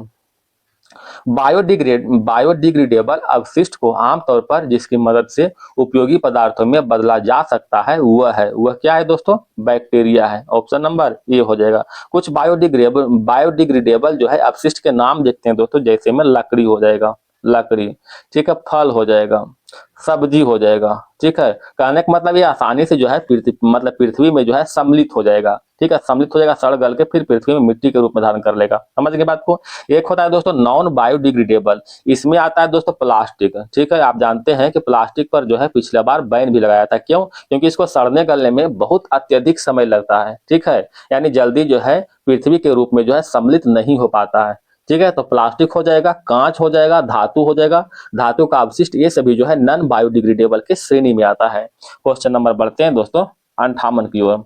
दूध किसका घटिया स्रोत है? दूध किसका घटिया स्रोत है? तो विटामिन सी का। आप जानते हैं कि दूध में जो है विटामिन सी नहीं पाया जाता है। विटामिन सी के साथ साथ आयरन, विटामिन सी के साथ साथ जो है आयरन भी जो है नहीं पाया जाता है। ठीक है, हम लोग दूध की बात कर रहे हैं दोस्तों, तो दूध क्या है? एक प्राकृतिक पायस है। क्या है? एक दूध क्या है? प्राकृतिक पायस है। इसमें जो है 85% जल होता है, 85% जल होता है, और 15% जो है खनिज लवण और जो कुछ जो है ठोस तत्व है पाया जाता है। समझ गए बात को। क्वेश्चन नंबर बढ़ते हैं दोस्तों 59 की ओर। महिला सेक्स हार्मोन है, महिला सेक्स हार्मोन जिसे एस्ट्रोजन कहते हैं। एक एस्ट्रोजन होता है दोस्तों, एक प्रोजेस्टेरोन, दोनों के दोनों जो है महिला सेक्स हार्मोन है। ठीक है, इसे जो है फीमेल हार्मोन के नाम से भी जानते हैं, फीमेल हार्मोन भी कहते हैं एस्ट्रोजन के। समझ गए। एक आता है दोस्तों टेस्टोस्टेरोन, टेस्टोस्टेरोन, ये क्या है दोस्तों, ये जो है पुरुष का सेक्स हार्मोन है, पुरुष का जो है सेक्स हार्मोन है, ठीक है। टेस्टोस्टेरोन, टेस्टोस्टेरोन, ठीक है। एस्ट्रोजन महिला सेक्स हार्मोन है। अगर इंसुलिन की बात करते हैं दोस्तों, तो इंसुलिन हार्मोन का निर्माण कहाँ होता है, अग्नाशय के बिट्टा नामक कोशिका से इसका निर्माण होता है। समझ गए। क्वेश्चन नंबर बढ़ते हैं दोस्तों 60 की ओर। निम्नलिखित में कौन सा जो है रक्त संचरण में मदद करता है, तो रक्त के संचरण में एरिथ्रियोसाइट मदद करता है। एरिथ्रियोसाइट किसे कहते हैं, आरबीसी कहते हैं, ठीक है। आरबीसी को एरिथ्रियोसाइट कहते हैं। इसका जीवन काल जो है लगभग 20 से लेकर के 120 दिन तक होता है, ठीक है। एक होता है दोस्तों ल्यूकोसाइट, क्या होता है, ल्यूकोसाइट। ल्यूकोसाइट जो है डब्ल्यूबीसी को कहते हैं, ल्यूकोसाइट। समझ के बात को। क्वेश्चन नंबर बढ़ते हैं दोस्तों 61 की ओर। फुटबॉल के खेल में एक गोलकीपर फुटबॉल के गोल में पकड़ने के बाद अपने हाथों को पीछे की ओर खींचता है। यह गोलकीपर को किस प्रकार सक्षम बनाता है, तो यह गोलकीपर को जो है संवेग में परिवर्तन करने की दर को कम करने में सक्षम बनाता है। संवेग में परिवर्तन की दर को कम करने में सक्षम बनाता है, जिससे क्या होता है, चोट नहीं लगता या चोट बहुत कम मात्रा में लगता है। Question number 62। निम्नलिखित में किस ऊर्जा परिवर्तन में घर्षण बल शामिल होता है, बताइएगा दोस्तों। तो गतिज ऊर्जा से ऊष्मा ऊर्जा, इसमें जो है घर्षण बल शामिल होता है, ठीक है। गतिज ऊर्जा का सूत्र जानते हैं दोस्तों, गतिज ऊर्जा जो कुछ है 1/2 mv², ठीक है। एक होता है दोस्तों स्थितिज ऊर्जा। क्वेश्चन नंबर बढ़ते हैं दोस्तों 63 की ओर। दर्पण के सामने खड़े एक व्यक्ति को अपना प्रतिबिंब अपने से बड़ा लगता है। इसका तात्पर्य है कि दर्पण का प्रकार जो है अवतल दर्पण होगा। ऑप्शन नंबर ए हो जाएगा। क्वेश्चन नंबर 64 की ओर आते हैं। गर्म करने पर एक अर्धचालक के प्रतिरोध पर क्या प्रभाव पड़ता है, तो गर्म करते हैं तो एक अर्धचालक के प्रतिरोध जो है घटता है। जब प्रतिरोध घटेगा दोस्तों तो इसका चालकता क्या होगा, तो चालकता जो है बढ़ जाएगा, ठीक है। चालकता क्या हो जाएगा, बढ़ जाएगा, इंक्रीज हो जाएगा। तो इसमें दोनों क्वेश्चन पूछ सकता है दोस्तों कि गर्म करने पर एक अर्धचालक की चालकता क्या होगा, तो चालकता बढ़ जाएगा लेकिन प्रतिरोध क्या होगा, घट जाएगा, ठीक है। अगर यही चालक के बारे में बात करें दोस्तों, केवल चालक रहे तो चालक को जब गर्म करते हैं तो प्रतिरोध जो है बढ़ जाता है, और प्रतिरोध बढ़ जाने के कारण जो है चालकता घट जाता है, यानी इसका जस्ट अपोजिट होता है। क्वेश्चन नंबर 65 देखिएगा। निम्नलिखित में से किस राशि का मात्रक नहीं है, तो आप जानते हैं दोस्तों विकृति का मात्रक नहीं होता है। प्रतिबल का मात्रक क्या होता है दोस्तों, न्यूटन प्रति मीटर स्क्वायर। बल का मात्रक क्या होता है दोस्तों, न्यूटन होता है, बल का मात्रक न्यूटन या फिर जो है किलोग्राम मीटर स्क्वायर प्रति सेकेंड होता है। दाब का मात्रक बताइएगा दोस्तों, दाब का मात्रक क्या होता है, दाब का मात्रक पास्कल कह सकते हैं, दाब का मात्रक पास्कल या फिर जो है न्यूटन प्रति मीटर स्क्वायर होता है दाब का मात्रक। क्वेश्चन नंबर बढ़ते हैं 66 की ओर। 66 में देखिए दोस्तों, कहता है सही कथन को चुनिए। सही कथन को चुनना है। इसमें क्या कह रहा है कि लाल प्रकाश का तरंग दैर्घ्य बैगनी प्रकाश से ज्यादा होता है। लाल प्रकाश का तरंग दैर्घ्य जो है बैगनी प्रकाश से ज्यादा होता है, बिल्कुल सही है। Question number 67। रडार का आविष्कारक कौन था, रडार का आविष्कारक बताइएगा दोस्तों, रॉबर्ट बाटसन था। ठीक है, रडार का आविष्कारक रॉबर्ट बाटसन था। अगर हम फ्लेमिंग के बारे में बात करते हैं दोस्तों, तो इन्होंने जो है पेनिसिलिन की खोज किया था। पेनिसिलिन की खोज किया था अलेक्जेंडर फ्लेमिंग के द्वारा, ठीक है। क्वेश्चन नंबर देखते हैं दोस्तों 68 की ओर। 68 देखना दोस्तों, कहता है कुछ धातु ऑक्साइड अम्ल और क्षार के साथ अभिक्रिया कर नमक और पानी बनाते हैं, इन्हें उभयधर्मी ऑक्साइड कहते हैं। उभयधर्मी ऑक्साइड का उदाहरण है, तो उभयधर्मी ऑक्साइड एक तो हो जाएगा दोस्तों Al2O3, ठीक है, Al2O3, या एक हो जाएगा ZNO। Option number B Al2O3 और ZNO, ये जो है उभयधर्मी ऑक्साइड का उदाहरण है। Question number 69। एसिटिक अम्ल की गंध किसके समान होता है, एसिटिक अम्ल का गंध जो है सिरका के समान होता है, ठीक है, सिरका के समान होता है, ठीक है। एसिटिक अम्ल का गंध जो है सिरका के समान होता है। और एसिटिक अम्ल का अगर सूत्र की बात करते हैं दोस्तों, रासायनिक सूत्र के बारे में बात करते हैं, तो CH3 और COOH, ठीक है। इसको कभी कभार जो है किसी जगह पर जो है C2H4 या फिर O2 के रूप में भी व्यक्त करते हैं। क्वेश्चन नंबर बढ़ते हैं दोस्तों 70 की ओर। तो इसका राइट आंसर हो गया 70। देखते हैं, कहता परमाणु के नाभिक में कौन से मूलकण होते हैं। परमाणु के नाभिक में आप जानते हैं दोस्तों प्रोटॉन और न्यूट्रॉन में होते हैं। परमाणु के नाभिक में प्रोटॉन और न्यूट्रॉन होते हैं, ठीक है। नाभिक का व्यास के बारे में बात करें दोस्तों, नाभिक का व्यास कितना होता है? नाभिक का व्यास जो है 10⁻⁻15 मीटर होता है, ठीक है। नाभिक की अवधारणा जो है रदरफोर्ड के द्वारा 1911 में किया गया था। रदरफोर्ड के द्वारा 1911 में इसका प्रतिपादन किया गया था। क्वेश्चन नंबर बढ़ते हैं दोस्तों 71 की ओर। कहता वह ताप बिंदु जिस पर ठोस, द्रव और गैसीय अवस्था एक साथ रह सकती है कहलाता है, क्या कहलाता है? उसे त्रिक बिंदु कहते हैं, त्रिक बिंदु। क्वेश्चन नंबर 72, चूने के पानी किसके द्वारा दुधिया हो जाता है? तो चूने के पानी जो है CO2 के द्वारा दुधिया होता है। चूने के पानी या फिर कैल्शियम हाइड्रोक्साइड की प्रतिक्रिया CO2 से होने पर कैल्शियम कार्बोनेट नामक एक अघुलनशील ठोस बनता है, जिस कारण क्या होता है? दुधिया हो जाता है। क्वेश्चन नंबर 73, CNG का मुख्य घटक है। CNG का मुख्य घटक क्या है दोस्तों? CNG का मुख्य घटक बताइएगा। तो मीथेन हो जाएगा CNG का मुख्य घटक, CH4 हो जाएगा, ठीक है। एक आता है दोस्तों LPG। तो LPG का मुख्य घटक क्या हो जाएगा? LPG का मुख्य घटक प्रोपेन और ब्यूटेन हो जाएगा, प्रोपेन एंड ब्यूटेन हो जाएगा LPG का मुख्य घटक है। मतलब CNG का उपयोग जो है ऑटोमोबाइल के रूप में होता है और LPG का उपयोग जो है घरों में खाना पकाने के लिए इसका उपयोग करते हैं। क्वेश्चन नंबर 74 की ओर आते हैं। निम्नलिखित में किसे हंसाने वाली गैस कहते हैं? तो हंसाने वाली गैस नाइट्रस ऑक्साइड को कहते हैं। ऑप्शन नंबर बी हो जाएगा, नाइट्रस ऑक्साइड को हंसाने वाली गैस कहते हैं, ठीक है। नाइट्रोजन की खोज कब हुआ दोस्तों? नाइट्रोजन की खोज जो है रदरफोर्ड के द्वारा जो है 1772 में किया गया था, ठीक है। नाइट्रस ऑक्साइड को अगर सूत्र की बात करते हैं तो N2O है। नाइट्रस ऑक्साइड को हंसाने वाली गैस भी कहते हैं क्योंकि इसे सूंघने पर जो है हंसी आती है। साथ ही में इसका उपयोग जो है शल्य क्रिया तथा दांतों के सर्जरी या फिर एनेस्थेसिया के रूप में भी इसका उपयोग करते हैं।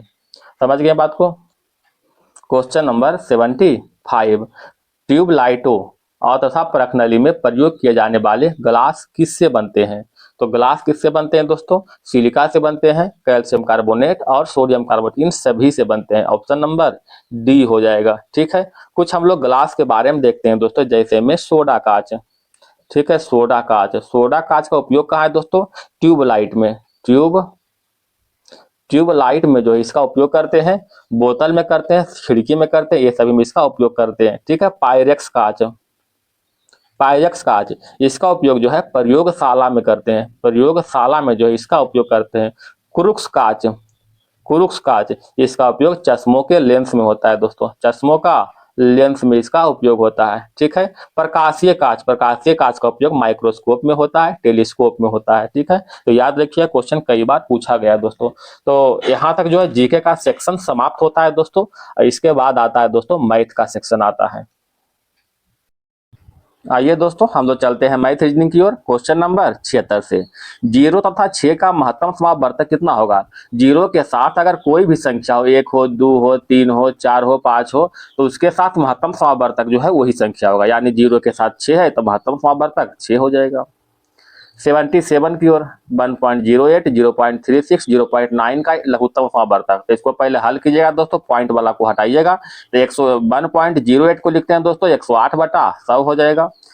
इसको 36/100 करते हैं, इसको 9/10 या फिर 90/100 कर सकते हैं। अब ऊपर वाला को सभी का एलसीएम लेना है, तो इन तीनों का एलसीएम लीजिएगा दोस्तों तो कितना आ जाएगा? 540 आएगा, ठीक है। नीचे वाला को HCF लेना है, तो HCF लेंगे तो 100 आएगा।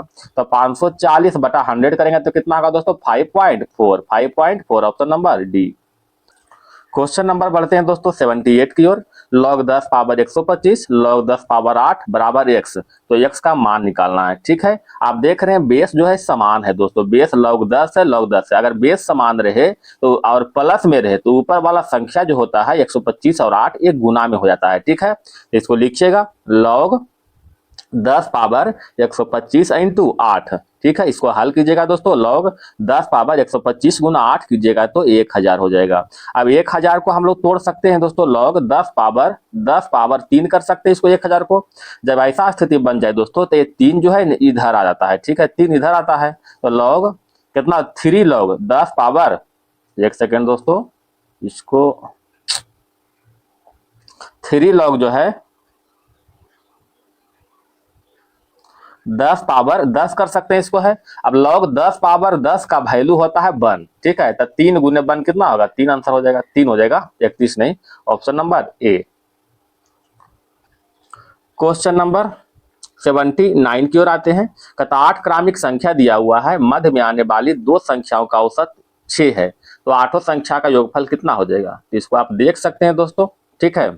आठों संख्या का योगफल निकालना है, तो पहला संख्या को x मान लेंगे, दूसरा संख्या को x+1, तीसरा संख्या को x+2, फिर x+3, x+4, x+5, x+6 हो जाएगा, x+7। देखिए तो 8 संख्या हो गया दोस्तों। मध्य में आने वाली, आप देख रहे हैं मध्य में कौन संख्या आ रहा है, ये दोनों जो है मध्य में आ रहा है, तो दोनों को जोड़िएगा तो x+x 2x और 4 3 7, ठीक है, यानी 2x+7, इसका एवरेज दिया हुआ है 6, तो गुणनफल कितना हो जाएगा? 6 दूनी 12, ठीक है, हो जाएगा इसका 12। अब x का मान यहाँ से निकल जाएगा, यहाँ से x का मान निकालिएगा दोस्तों, तो क्या आ जाएगा? 5/2 आ जाएगा, ठीक है। अब x का मान यहाँ पर धरिएगा, मतलब 2.5, यहाँ पर 2.5 हो जाएगा दोस्तों, ठीक है। यहाँ लिखते हैं 2.5 हो जाएगा इसका वैल्यू, इसमें 1 जोड़ेंगे तो 3.5, 1 जोड़ेंगे तो कितना हो जाएगा? 4.5, ठीक है। इस तरह से बढ़ते जा रहा है, 3.5, फिर तुम मतलब 4.5, फिर 5.5, फिर 6.5, फिर 7.5, ठीक है, इस तरह से बढ़ते जाएगा, फिर 8.5, फिर 9.5, 9.5, बस इतना ही तक आएगा दोस्तों, समझ गए। अब इन संख्याओं का योगफल आपको मिल जाएगा कि आप जोड़ सकते हैं, इसको जब आप जोड़िएगा ने तो इसका आंसर आ जाएगा दोस्तों, कितना आ जाएगा? 48 आ जाएगा, ऑप्शन नंबर डी आ जाएगा, ठीक है। इनको आप जोड़िएगा तो। क्वेश्चन नंबर 80 की ओर आते हैं दोस्तों। 3 संख्याओं में से पहली संख्या दूसरी का दुगनी है और दूसरी संख्या जो है तीसरी का 3 गुनी है, ठीक है। इसको पहले बैठाते हैं दोस्तों, फर्स्ट संख्या, सेकेंड संख्या और थर्ड संख्या, ठीक है। कहता है तीसरी संख्या का 3 गुनी है, तीसरी संख्या का 3 गुनी, तीसरी संख्या को अगर हम 1 मानते हैं तो दूसरी संख्या 3 गुनी 3 हो जाएगा, और पहली संख्या जो है दूसरी का दुगनी है, तो 3 है तो 2 गुना करेंगे तो 6 हो जाएगा, ठीक है। बस सिंपल सा बात है। तीनों का औसत दिया हुआ 20, तीनों का औसत 20 दिया हुआ है, इन तीनों का जो है औसत निकालिए दोस्तों, तो 6 और 3 1 10, 10/3 हो जाएगा, औसत कितना हो जाएगा? 10/3, तो कुछ नहीं करना, उसको 10/3 से डिवाइड कर दीजिए, गुना में 3 हो जाएगा। अब कहता है इसमें जो है सबसे बड़ी संख्या और सबसे छोटी संख्या, सबसे बड़ा 6 है, सबसे छोटा 1, 6 1 7, 7 से गुना कर दीजिए, 10 और दूना 20 हो जाएगा, और 7 3 21 दूना 42, ऑप्शन नंबर बी हो जाएगा, है कि नहीं। आशा करते हैं समझ में आ रहा हो दोस्तों। क्वेश्चन नंबर 81, अगर समझ में आ रहा है दोस्तों तो हमें मोटिवेट कीजिए, ताकि लगे कि हाँ भाई पढ़ा रहे हैं, अच्छा लग रहा है सबको। लाइक कीजिएगा, चैनल को थोड़ा सपोर्ट कीजिएगा। किसी पूंजी के साथ ए बी सी 3 साझेदार है, इस तरह से कहता है ए का जो अंशदान जो है 10,000 है, ए का अंशदान कितना है दोस्तों? ए का जो है अंशदान है 10,000 है, ठीक है।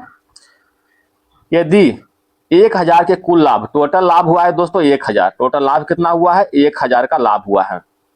कहता ए को मिला है 500, ये 10,000 लगाया है, 500 इसको लाभ मिला है। बी कितना लगाया है मालूम नहीं दोस्तों, लेकिन बी को लाभ मिला है 300 रुपये। और सी को जो है कहता है सी कितना पूंजी लगाया है मालूम नहीं है, तो बताए 5 और 3 8, अब यहाँ पर टोटल लाभ जो है 1,000 है, तो इसका लाभ कितना हो जाएगा? 200, समझ गए ना। 500 इसका लाभ, 300 इसका, 200 इतना है, मिला के 1,000 हो गया। इसको रेशियो बैठाओ दोस्तों, कट गया, इधर कट गया, ठीक है। अब बच गया 5, 3 और 2 बच गया। जितना लाभ होगा दोस्तों उसी के हिसाब से पूंजी लगाएगा ने, तो यहाँ पर जो है 10,000 पूंजी लगाया है, 5 का लाभ हुआ, समझ गए। इसको 5 से डिवाइड कीजिए, कितना हो जाएगा दोस्तों? 200 हो जाएगा, कितना हो जाएगा 200 के 2,000, 2,000 होगा दोस्तों, ठीक है, 2,000 हो जाएगा, ठीक है, 2,000 हो जाएगा। 10,000 को 5 से डिवाइड करेंगे 2,000 हो जाएगा। अब देखिए यहाँ पर 2,000, यहाँ पर 3 है तो 2 3 6,000 ही होगा, ठीक है। यहाँ पर 2 है रेशियो में, तो 2 दूनी 4,000 हो जाएगा। अब किसका मांग रहा है? जिसका आंसर दिया कहता है सी का पूंजी, तो सी का पूंजी 4,000, ऑप्शन नंबर ये हो जाएगा। क्वेश्चन नंबर 82 की ओर आते हैं। स्पिरिट और पानी के 20 लीटर मिश्रण में 10% पानी है, ठीक है, कितना पानी और मिलाएंगे? कहता है कितना पानी और मिलाएंगे? पानी मिला रहे हैं दोस्तों, इसमें स्पिरिट को समान कर दो, ठीक है। तो टोटल मिश्रण जो है 20 लीटर है, 10% पानी है, इसका मतलब जो है 90% स्पिरिट है, ठीक है। कितना पानी मिलाए हैं? तो 20 में हम x पानी मिलाते हैं दोस्तों, 20 + x कर दिए। कहता है मिश्रण में 25% पानी, 25% पानी का अर्थ कितना हो दोस्तों? 75% स्पिरिट हो गया, ठीक है। एक पट्टी स्पिरिट है, दूसरा पट्टी स्पिरिट हो जाएगा, समझ गए बात को। अभी तो काट छाट के हल कर दीजिए, ठीक है। परसेंटेज से परसेंटेज कैंसिल हो जाएगा, ठीक है। 18 × 5 = 90 हो जाएगा, 15 × 5 = 75, ठीक है।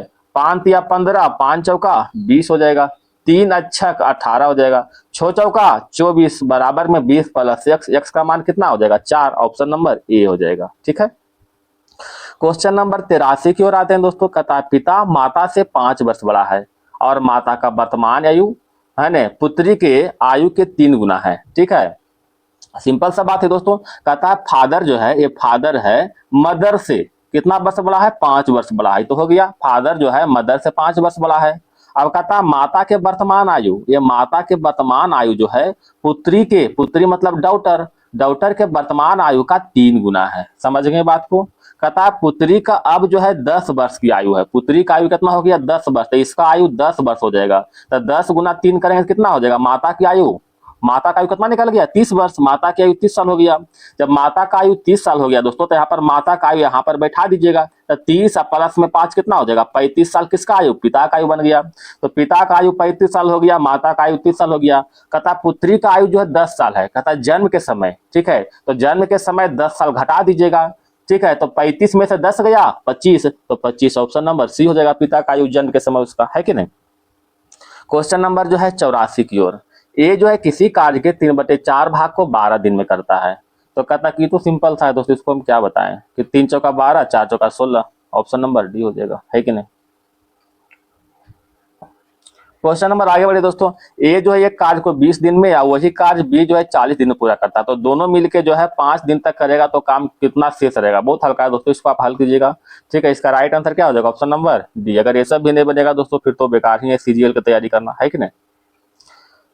कहता ए जो है बी का 5 गुना है, ए जो है बी का 5 गुना, तो कहता कितना परसेंट कम है, ए जो है बी का 5 गुना है, बी का 5 गुना कर दिए, पर इसको इसका एवरेज, इसका जो है हम रेशियो निकालते हैं दोस्तों, तो कितना हो जाएगा 5:1। कहता है बी ए से कितना परसेंट कम है, देखिए कितना कम हो रहा है दोस्तों, 4 कम हो रहा है। तो 4 गुने जो है 100/5, मतलब 80% कम हो जाएगा, है कि नहीं। Question number 87। 2m का 2m% मतलब 2m/100 का मान 1 होगा। तो कहता है m के मान निकालना, क्या m के मान निकल जाएगा दोस्तों, 2 दूनी 4, 25 चौका 100, m के मान कितना हो जाएगा 25 नहीं दोस्तों 5 हो जाएगा। ठीक है, m स्क्वायर के मान 25, तो m का मान कितना हो जाएगा 5। Question number 88। दो संख्याएं एक तीसरी संख्या से 20% और 50% अधिक है। ठीक है, तीसरी संख्या से मानते हैं दोस्तों फर्स्ट संख्या, सेकेंड संख्या और थर्ड संख्या। ठीक है, तीसरी संख्या को हम 100 मानते हैं, तो तीसरी संख्या से पहला संख्या 20% अधिक है, दूसरा संख्या 50% अधिक है। तो कहता पहली संख्या तीसरी कितना परसेंट है, पहली संख्या तीसरी कितना हो जाएगा दोस्तों, देख लीजिएगा 120%, option number A. Question number देखिएगा दोस्तों 89 की ओर। एक मेज को 40 रुपए की अपेक्षा 30 में बेचने पर 5% अधिक हानि होता है।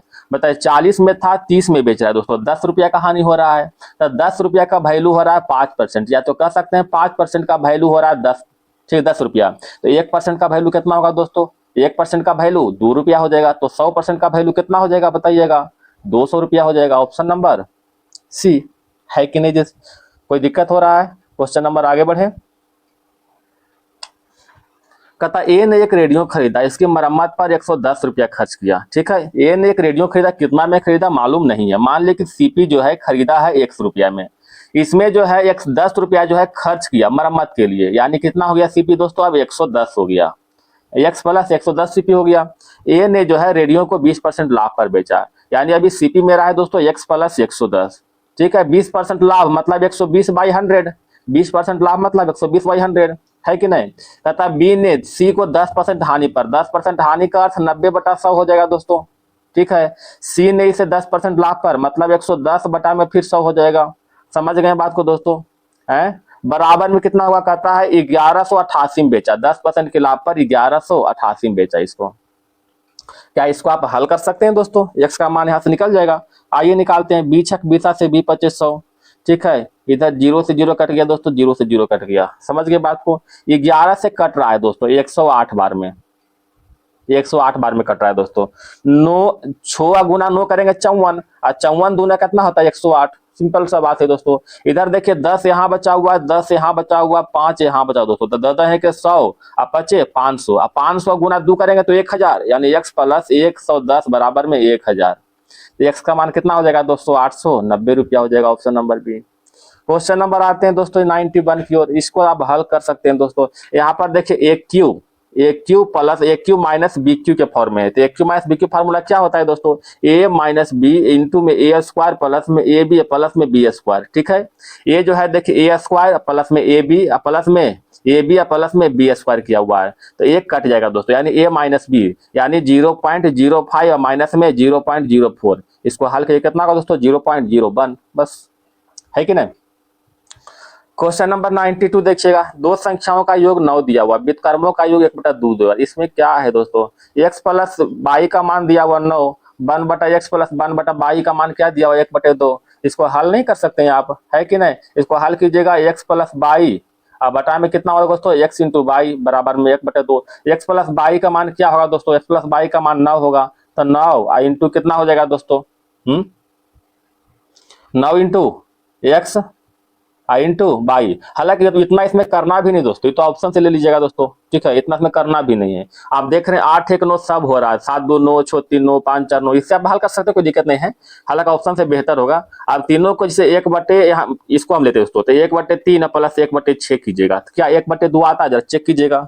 ठीक है, इसको हल कर 6 3 दूना 6, इधर 6 का 6, देखिए 1/2 आइए रहा है दोस्तों, ऑप्शन नंबर सी हो जाएगा।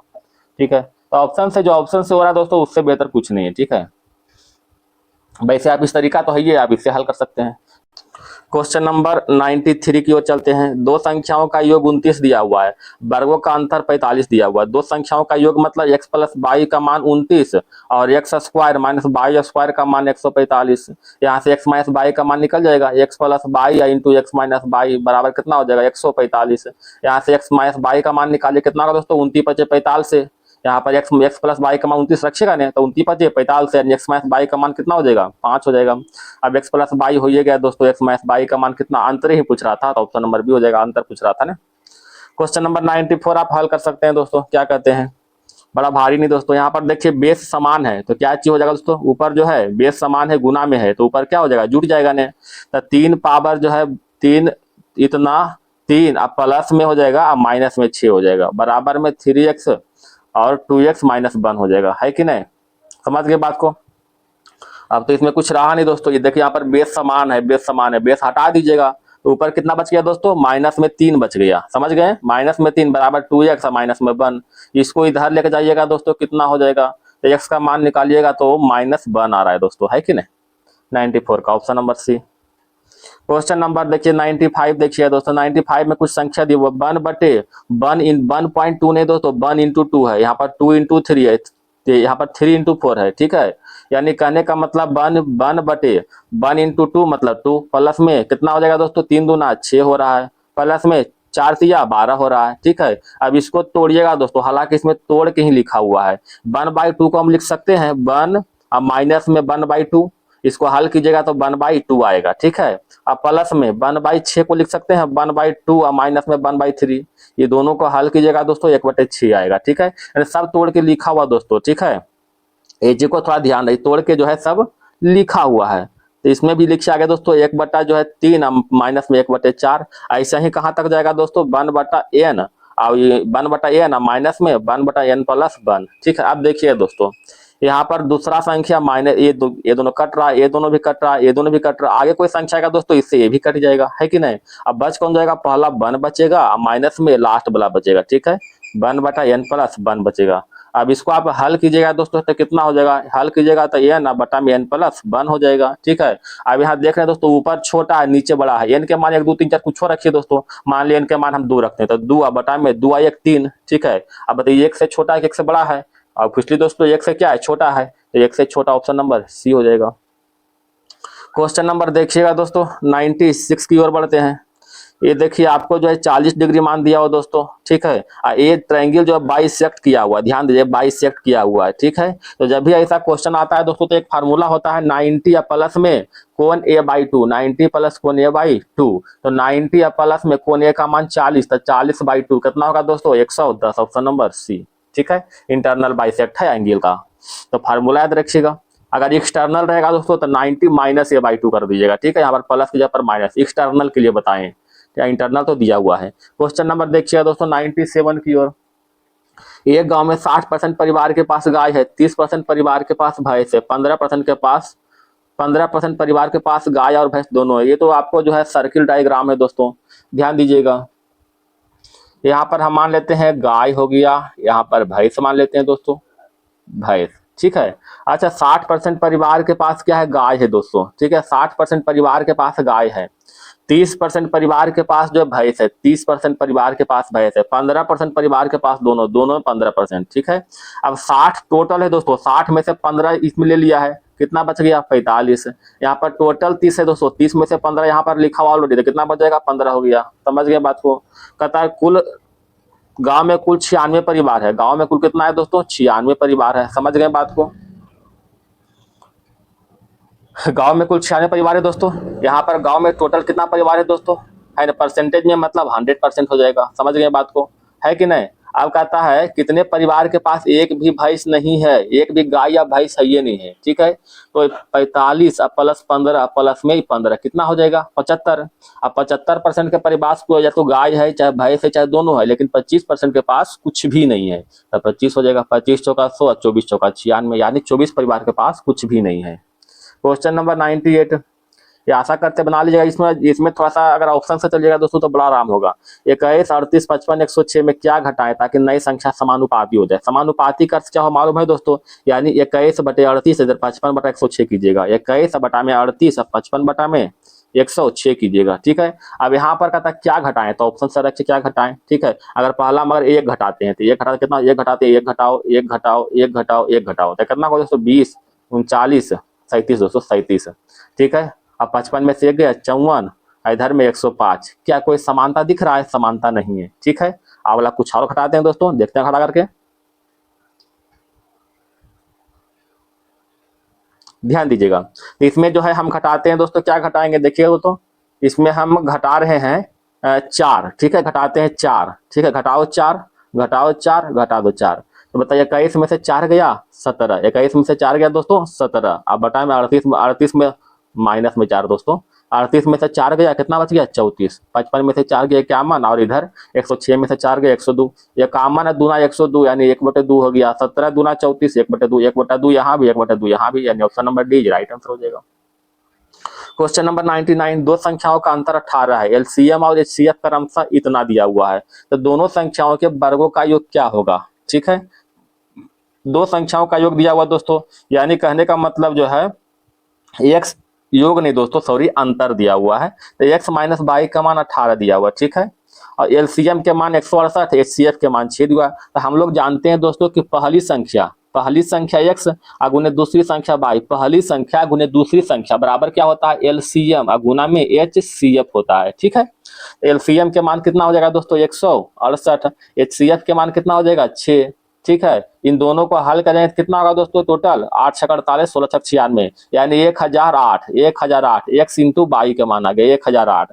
अब देखिए एक्स माइनस बाई का मान दिया हुआ है, एक्स इंटू बाई का मान दिया हुआ है, तो आशा करते हैं एक्स और बाई का मान आप निकाल लीजिएगा। क्या निकाल लीजिएगा आप दोस्तों, एक्स प्लस बाई का होल स्क्वायर कीजिएगा दोस्तों, कितना हो जाएगा ए स्क्वायर प्लस में बी स्क्वायर और माइनस में एक्स माइनस बाई का होल स्क्वायर करते हैं दोस्तों, x square plus by square minus में 2x बाई, ठीक है। एक्स माइनस बाई का मान दिया हुआ यहाँ पर देखिए कितना हो जाएगा 18 का स्क्वायर 324 बराबर में x square plus by square का तो मान निकालना ही है ना।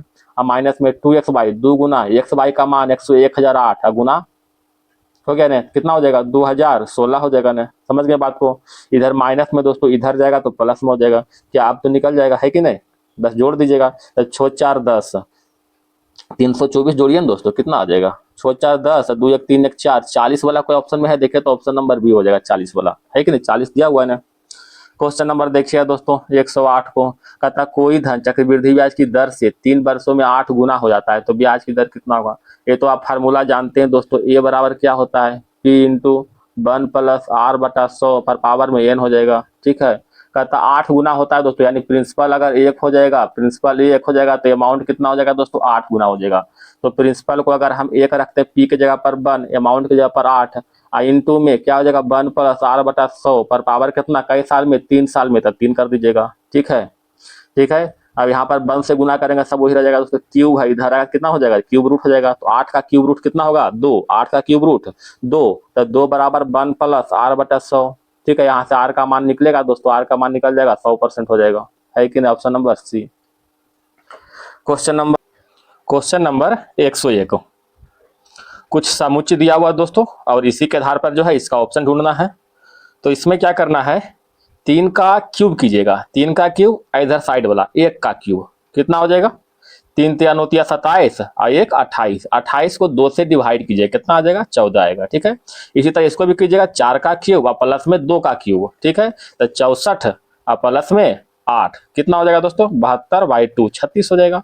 उसी तरह इसमें भी ढूंढिए, तो इस तरह से ऑप्शन नंबर क्या हो जाएगा? देखिए तो 8 का क्यूब कीजिएगा, 8 का क्यूब और प्लस में 2 का क्यूब, 8 का क्यूब 512 होता है और प्लस में 2 का क्यूब 8, 12 8 20 यानी 520/2 कितना होगा दोस्तों? 260। Option number D is right answer.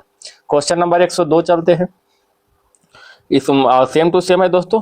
इसमें क्या करना है दोस्तों, 20 और 76 को जोड़ दीजिए। ठीक है, तो 20 और 76 कितना हुआ? 20 और 76 96 में से 5 घटाइएगा दोस्तों, तो 91 आ रहा है। ठीक है, 91 आ गया। उसी तरह इसमें भी कीजिएगा। ठीक है, 87 और 41 कितना हो जाएगा? 8 4 12 यानी 128, 128 में से 5 घटाइएगा 123 आ जाएगा। ठीक है, तो इसका राइट आंसर क्या हो जाएगा? अच्छा, ऑप्शन नंबर बी चेक कीजिए दोस्तों, 84 और प्लस में 47 कितना हो रहा है दोस्तों? देखिएगा, 7 4 11 8 4 12 13 माइनस में 5 कितना हो रहा है? 126। Option number D is right answer. ठीक है, ऑप्शन नंबर बी हो जाएगा। क्वेश्चन नंबर 103 आते हैं दोस्तों। इसमें क्या करना है दोस्तों, इसको जो है 6 को 4 से गुना कीजिए। ठीक है, तो 6 चौका कितना होता है? 6 को 4 से गुना करना है, 6 चौका 24 और प्लस में 17 जोड़िए, 17 दिख रहा है ना, तो हो जाएगा 41। ठीक है, इसी तरह इसको भी 3 को 4 से गुना कीजिएगा। ठीक है, प्लस में 32 जोड़िएगा, 20 जोड़िएगा दोस्तों, सॉरी 20 जोड़िएगा, 20 है ना, तो कितना हो जाएगा? 32 हो जाएगा। ठीक है, 32 यहाँ दिख रहा है।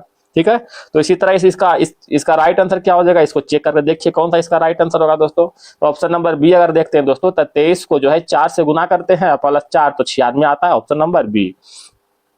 क्वेश्चन नंबर देखते हैं दोस्तों 4 नंबर। ठीक है, कहता है कुछ पालने पैंट है, कुछ पालने जो है, कुछ पालने क्या है दोस्तों?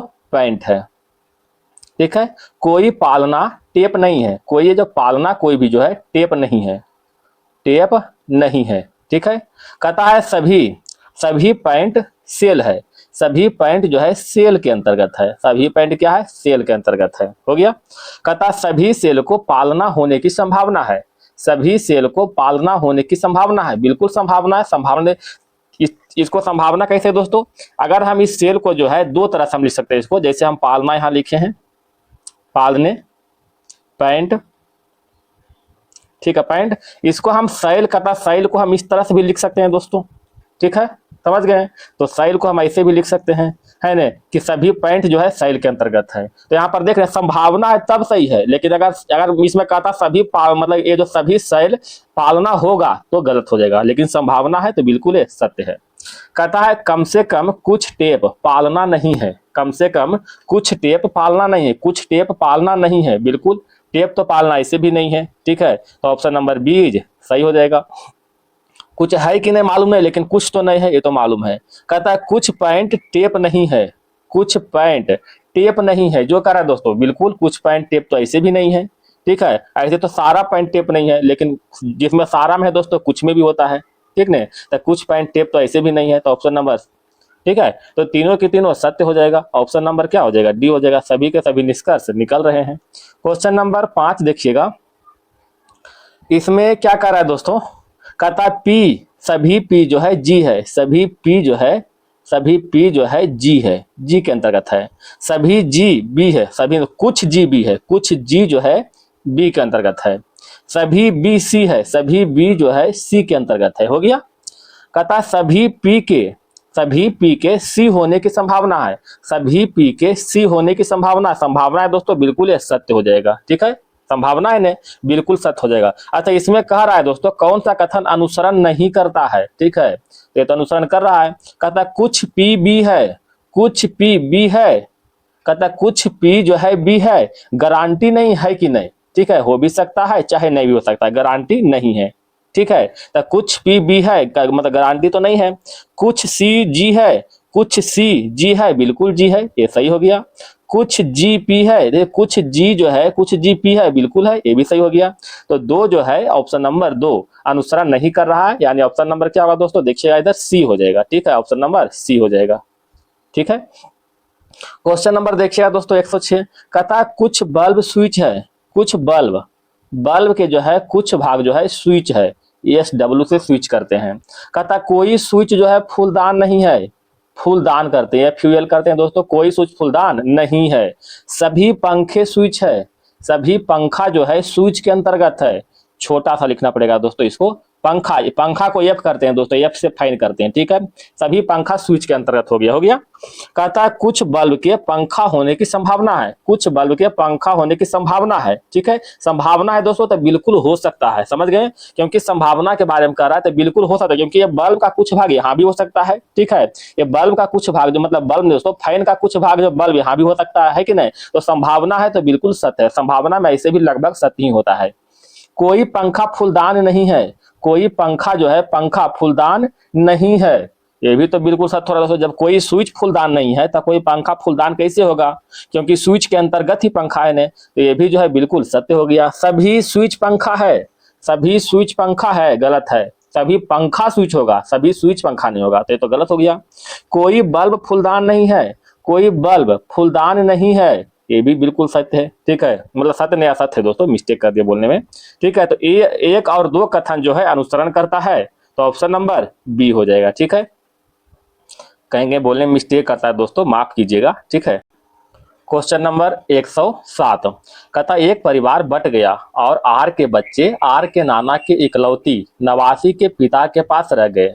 वह व्यक्ति जिसके पास बच्चे रह गए आर से किस प्रकार संबंधित है। अच्छा, इसमें कह रहा है दोस्तों जो आर के बच्चे हैं, आर के जो बच्चे हैं, ठीक है, आर के जो बच्चे हैं, कहता आर के नाना, आर के नाना, ठीक है, आर के नाना जो कुछ होगा, आर के नाना के एकलौती नवासी, नवासी मतलब होता है दोस्तों नतनी, ठीक है, ठीक है, नवासी मतलब नतनी, तो आर के जो है नाना मतलब एकलौती नवासी, तो इसका एकलौती नवासी कौन हुआ, आर ही हुआ, समझ गए, क्योंकि एकलौती नवासी कह रहा है। जो कहता है पिता के पास रह गया, मतलब आर के क्या हो जाएगा, पिता हो जाएगा। ऑप्शन नंबर क्या हो जाएगा दोस्तों, आर के पिता कहाँ है, ऑप्शन नंबर डी हो जाएगा।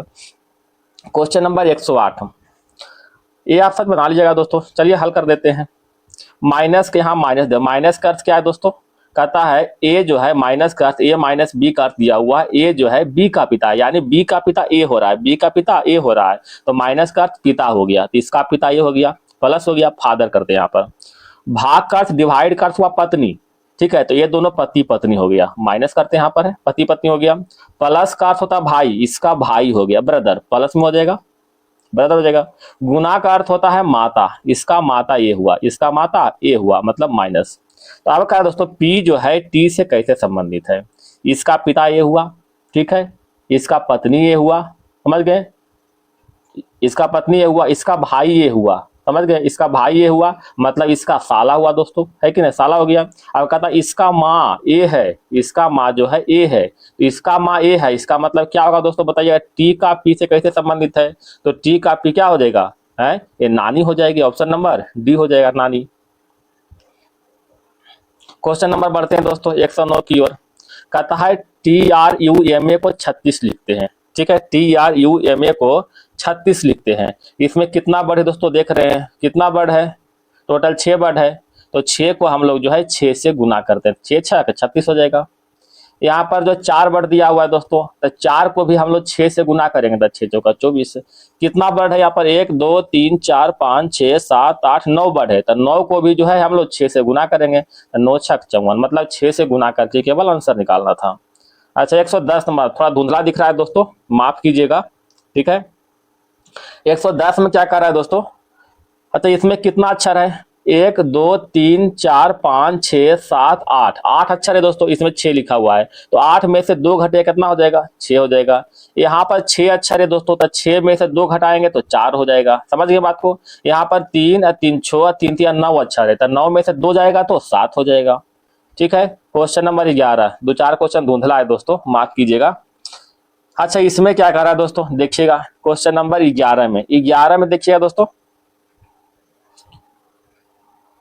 4 को जो है दोस्तों, पहले तो 14 इधर दिया और 4 दिया, तो 4 को हम लोग 4 से गुना कीजिएगा, कितना हो जाएगा, 4 चौका 16, और 16 14 कितना हो रहा है दोस्तों, 16 14 30 हो रहा है, 16 14 30 हो रहा है, ठीक है। और 16 14 16 प्लस में 14 करेंगे 30 हो जाएगा, 30 में एक जोड़ रहे हैं तो 31 हो रहा है कि नहीं। उसी तरह इसमें भी कर दीजिएगा, 38 हो जाएगा, प्लस में 10 गुना 4 40 हो जाएगा, ठीक है। 10 गुना 4, 4 से ऊपर गुना, 4 से ऊपर भी गुना किए थे, और प्लस में 1 कर देंगे तो कितना 79 आ रहा है दोस्तों, बराबर 79 आइए रहा है, ठीक है। यहाँ भी वैसा ही कीजिए, 30 और प्लस में 8 चौका 32 हो जाएगा, और प्लस में 1 कितना हो जाएगा दोस्तों, देखिएगा 62 एक 63, ऑप्शन नंबर सी हो जाएगा। क्वेश्चन नंबर 112 देखते हैं दोस्तों, कहता एट द रेट का विपरीत क्या होगा। आप जानते हैं दोस्तों इसका विपरीत ये होता है, ठीक है, इसका विपरीत ये होता है, इसका विपरीत जो है ये होता है, समझ गए, और इसका विपरीत क्या होता है, ये होता है, ठीक है। तो एट द रेट यहाँ दिया हो दोस्तों, तो एट द रेट के विपरीत क्या हो जाएगा, एंड हो जाएगा, एट द रेट के विपरीत एंड हो जाएगा, ऑप्शन नंबर सी, ठीक है। क्वेश्चन नंबर देखिएगा दोस्तों 114, कहता है 24 का विपरीत फलक क्या हो जाएगा। 24 का विपरीत, 24 का जो है 24 यहाँ तो 24 में बीच में दिया हुआ 25 और 22 दिया हुआ, ठीक है। 24 में 25 और 22, 25 और 22 कहीं है, देखिए 25 और 22 यहाँ भी है, इसके बीच में क्या हुआ 21, ऑप्शन नंबर बी हो जाएगा। समझ गए बात को।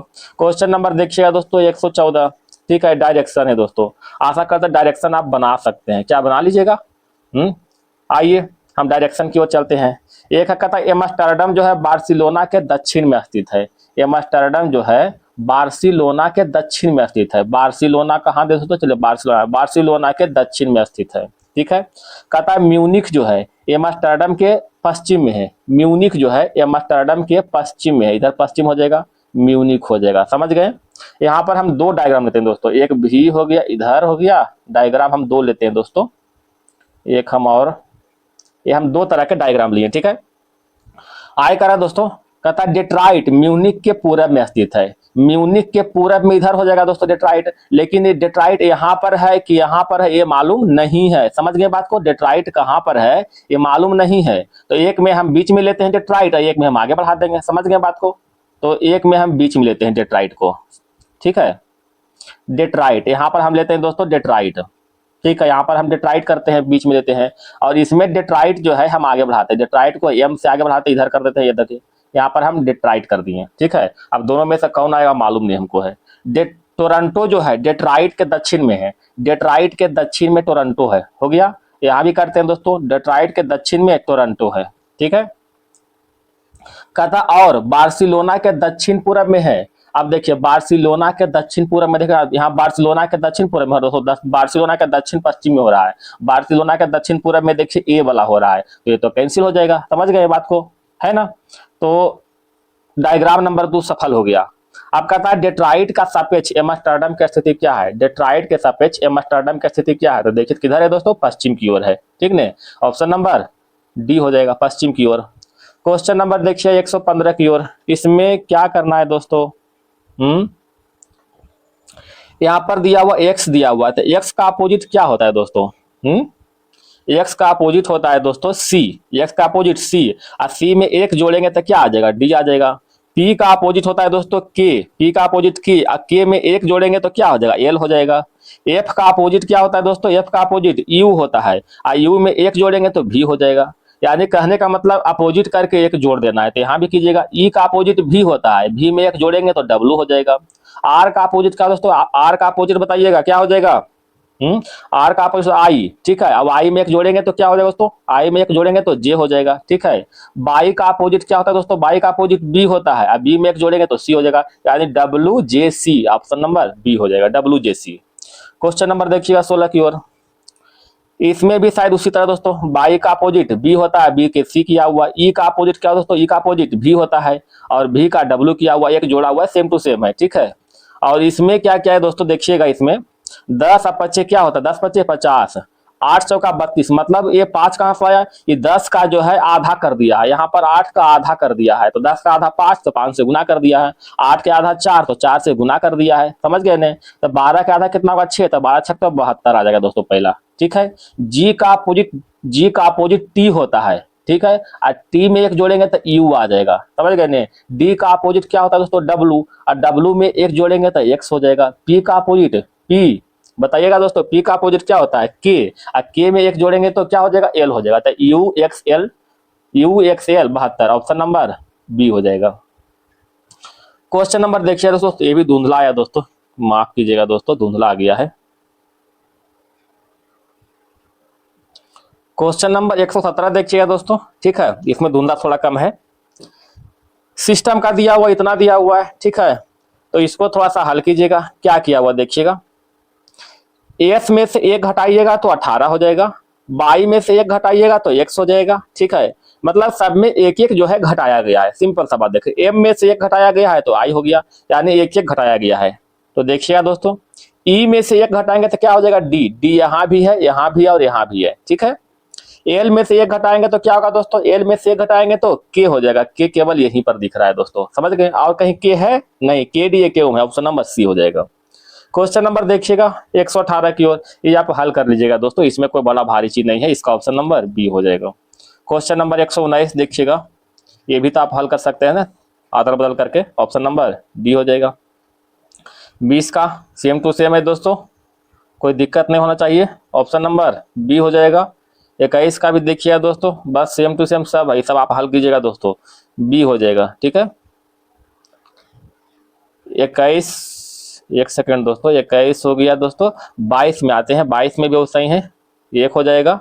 और एक 23 में, 23 में भी सेम टू सेम है दोस्तों, ये सब आप बना लीजिएगा, ऑप्शन नंबर डी हो जाएगा, ठीक है, ऑप्शन नंबर डी हो जाएगा। क्वेश्चन नंबर आगे बढ़ते हैं दोस्तों, ठीक है। क्वेश्चन नंबर 124 की ओर आते हैं। कहता JANITOR के प्रत्येक अक्षर को अंग्रेजी वर्णमाला के क्रम में व्यवस्थित करें। तो कहता कितने अक्षर की स्थिति जो है अपरिवर्तित रहेगा, इसमें कीजिए।